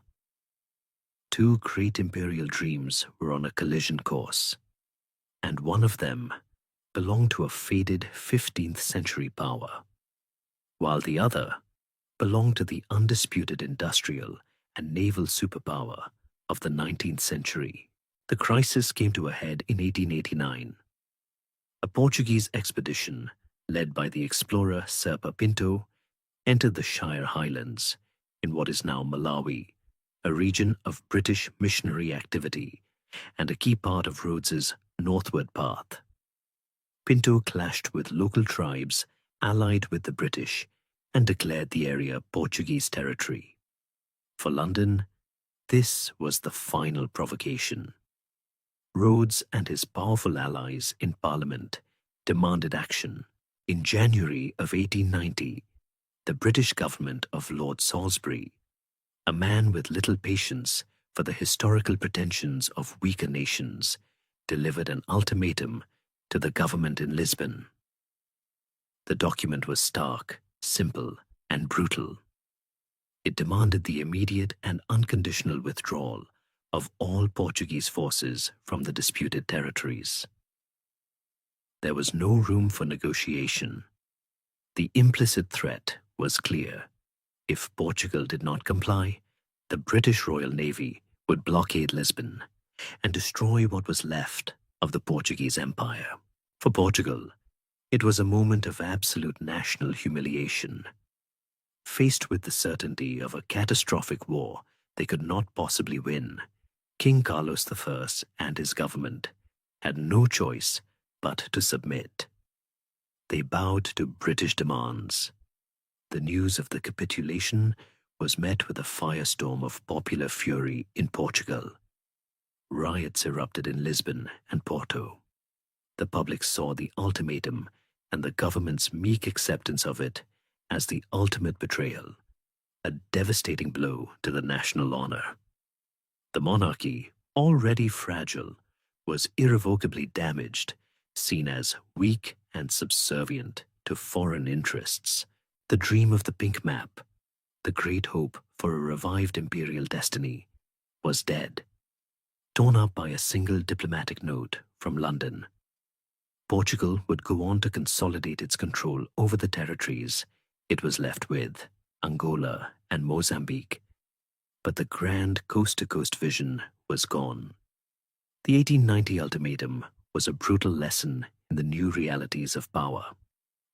In the ruthless world of the late 19th century, ancient claims and historical glories counted for nothing against the cold, hard calculus of industrial might and naval guns.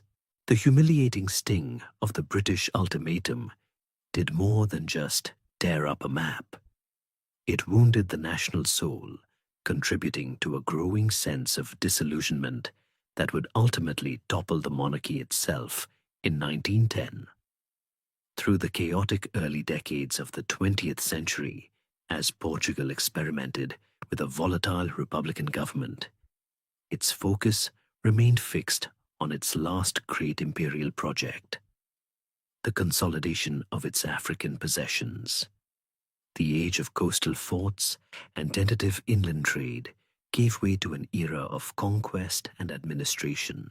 Through a series of brutal pacification campaigns, the Portuguese military slowly and violently subdued the powerful inland kingdoms of Angola and Mozambique, imposing a centralized administration and a system of forced labor that was often slavery in all but name. The Third Empire was being built not on dreams of coast-to-coast glory, but on the grim realities of colonial occupation. This new imperial reality was cemented and given a strange mystical ideology by the man who would come to dominate Portugal for nearly half a century, Antonio de Oliveira Salazar.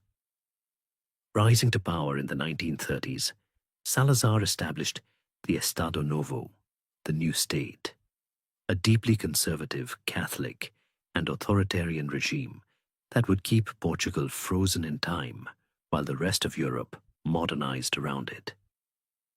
For Salazar, the empire was not a colonial possession. It was the very essence of the nation. He decreed that Angola, Mozambique, and the other territories were not colonies at all, but overseas provinces, integral and indivisible parts of a single multi-continental Portugal that stretched from the Minho River to the island of Timor. This was a direct, defiant rejection of the great wave of decolonization that began to sweep the globe after the Second World War.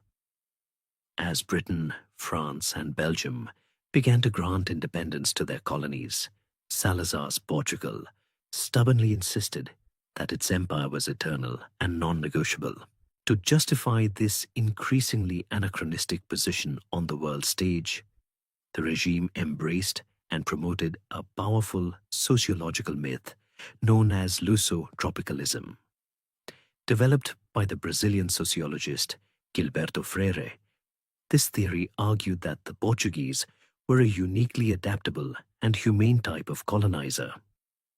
Supposedly, their history and climate had made them more tolerant of the tropics and more inclined to mix with and assimilate native peoples, creating a unique, multiracial civilization free from the rigid racism that characterized the Anglo-Saxon empires.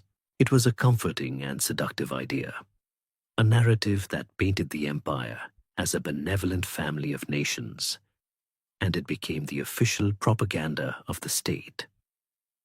The reality on the ground, however, was one of systematic exploitation and racial hierarchy. And in the early 1960s, this carefully constructed myth was shattered by the sound of gunfire.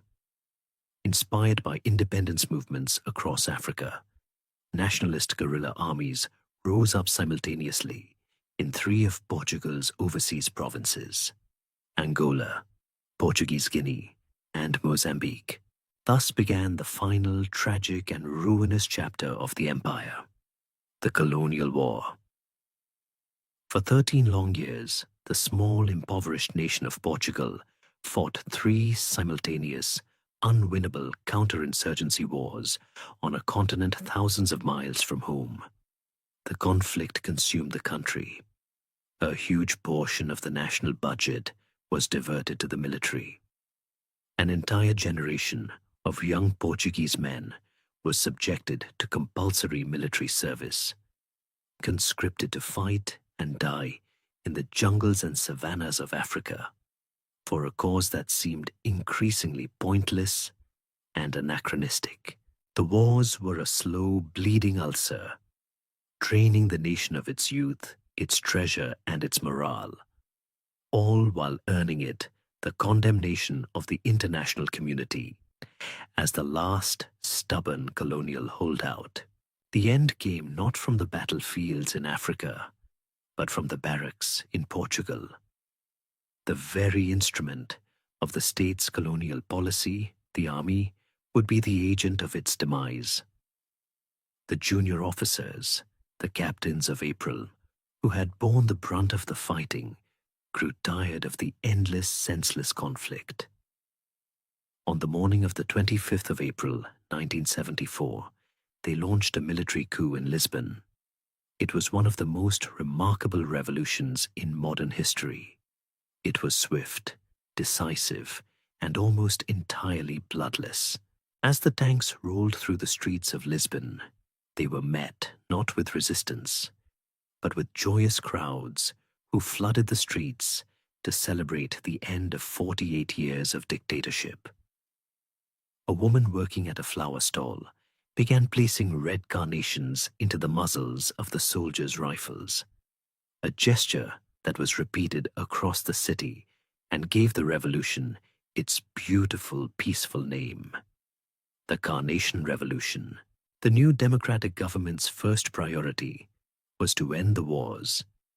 Decolonization, which Salazar had resisted for so long, now happened with breathtaking and often catastrophic speed. Within a year, in 1975, all of the African colonies were granted independence. The process was a chaotic scramble, leaving a power vacuum that, in Angola and Mozambique, quickly descended into devastating, decades-long civil wars, fueled by the proxy rivalries of the Cold War. 1 million Portuguese settlers, the Retornados, were forced to flee these newly independent nations, arriving in a Portugal that was itself in the midst of revolutionary turmoil and ill-prepared to absorb them. The last rites of the empire were performed in the quiet handover of its final, most ancient possessions. The tiny outpost of Macau, the precarious window into China, secured 4 centuries earlier, was peacefully returned to Chinese sovereignty in 1999, the final flag lowered in a quiet ceremony. And so the vast 600-year story comes to a gentle close. It began with a reclusive prince on a lonely cliff, dreaming of what lay beyond the horizon. It grew into a globe-spanning network of fortresses and sea lanes, a tale of caravels and cannons, of spices and sugar, of gold and of slaves. It was an epic of almost unimaginable courage and discovery, and of almost unimaginable cruelty and greed. It was the first of the great European global empires, and the very last to let go. All that is left now is a legacy of language, of architecture, and of a shared, complicated history that binds the peoples of 4 continents. And for Portugal itself, a small country on the edge of Europe, looking out at the Atlantic, there is the quiet presence of saudade, that unique, untranslatable sense of longing for a greatness that has now, finally and forever, passed into the soft and gentle realm of a bedtime story.